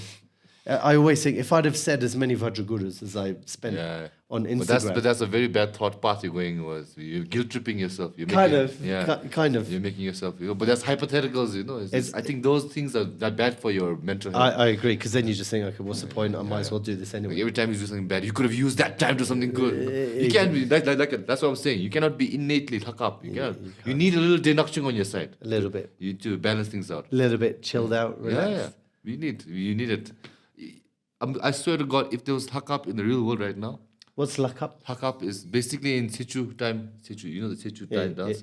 We do the Bardo dance. What happens in Bardo. So during the judgment time, in front of Mahakala, I think could be wrong. Luck up is the judgment. You The mean? judgment, the Like white, Yamantaka, the white person who will defend you, who's for the defense, and then Drinakchung is the prosecutor trying to put you in hell. Okay, right. So I'm just saying, like, it represents the good and bad in our inner Nature. So I'm saying, if anyone was fully innately good, that guy will be disliked because, oh my God, can't take this guy always on the good side. So I feel like you need a little bit of this and that to balance things out, and but like I said, aware of it. Like sometimes some people are being, I think, assholes and not aware they're being an asshole. But at least, even if you're an asshole, be aware you're an asshole. Exactly. Oh, self-awareness. I unlock self-awareness. I'm an asshole. I don't like when people, they think they're good, but they're an asshole. I say, if you're an asshole, own up to it. Be an asshole. I'll like you. Yeah. But if you don't think you're an asshole and you think you're being good, that's when I have, no, that doesn't work for me. Yeah. But anyways, Singye, I'm sorry to cut you off in the conversation where both our batteries are dying, so we're gonna have to. Yeah, we've already passed the 2 hours. But past 2 hours, I think it's a great conversation. Yeah, it was. And just like how we were talking about, time going like that, 2 hours just went by like that. Yes, it did. So, anyways, towards the end of our podcast, we ask 2 questions just for fun, questions out of the box. So, during your time in India, did you used to eat Lays? Lays, crisps. Yeah, Lay's crisps. Of course, yeah. So which was your favorite Yellow. color? Yellow. You're a yellow guy. Oh, Yellow. okay. I think that's Plain. karmic connection. I'm also yellow guy. Yeah. So I use personality archetypes with Lay's color. What do you associate yourself with? Okay. Most people associate with blue, with the masala flavor. But you lived in India. How are you saying that? Plain. Okay, but no. But okay, that's one question. And the final one is, let's say tomorrow, you knew today that tomorrow you're going to die. Okay, end of Singye in this life. What would you eat? Final meal. Final meal. Final meal. I would go to Coffee Culture Okay. and order their chicken. Chicken. Sesame chicken. Oh sesame my chicken. God, I was going to eat it this weekend. Actually. Sesame chicken and a salad Okay. and their tomato soup. Okay. And since I was going to die, I'd have at least 2 eclairs as well. Oh, eclairs. Yeah, and I'd ask the girl behind the counter on a date as well. Wow. Knowing that even if she turned me down. But at least you give it a shot. And what about any beverage, any alcohol? Suja! Suja. Wow. Yeah, okay. Definitely. I love it. I like addicted. this mix of, I know. Fusion. fusion death row meal. Very beautiful. Okay. And since I couldn't offer anything other than coffee, anything you want to say before we leave? Usually when we have guests who, like, example, if it's a singer, it says, check out my new song or my channel, follow me. So anything to say lastly to the audience? Well, if you are interested in ballet or dance, contemporary dance, anything like that, find me on Instagram. Maybe you can put it in the Yeah, we'll put it in the padma.kolo.24. So there's some photographs of what we do in our studio. And if you believe in this project of really rooting the arts in Bhutanese society, then let's see what we can do together. So please look at my Instagram, join in. And if you see me around town, say hello. Okay, thank you again. All right, so last final thing, which I forgot actually during this conversation, is we have this oracle cards. So it's like tarot, a little bit like tarot, but just one single card. Okay. Imagine you're in Changaka doing that mo tapne for the show, the dice. Just think about a thought, any thought, and then you can just pick a card to see how the outcome could be. Well, like a wish. Yeah, anything. Like let's say next year, for example, I hope the play that will be doing for the school is this play, and it'll turn out wonderful. Example, just a wish. Okay. Okay, you got a wish in your head. Yeah. You don't have to tell us, but you can tell us if you want. And just pick one card. Okay. Yeah, okay. Preserving, it says. Preserving. Okay, I think we're going to get color card. Preserving, this is number. Preserving, there's no number. Wow, it's actually interesting. Let's see. 29. 29. Am I right? Preserving. Okay.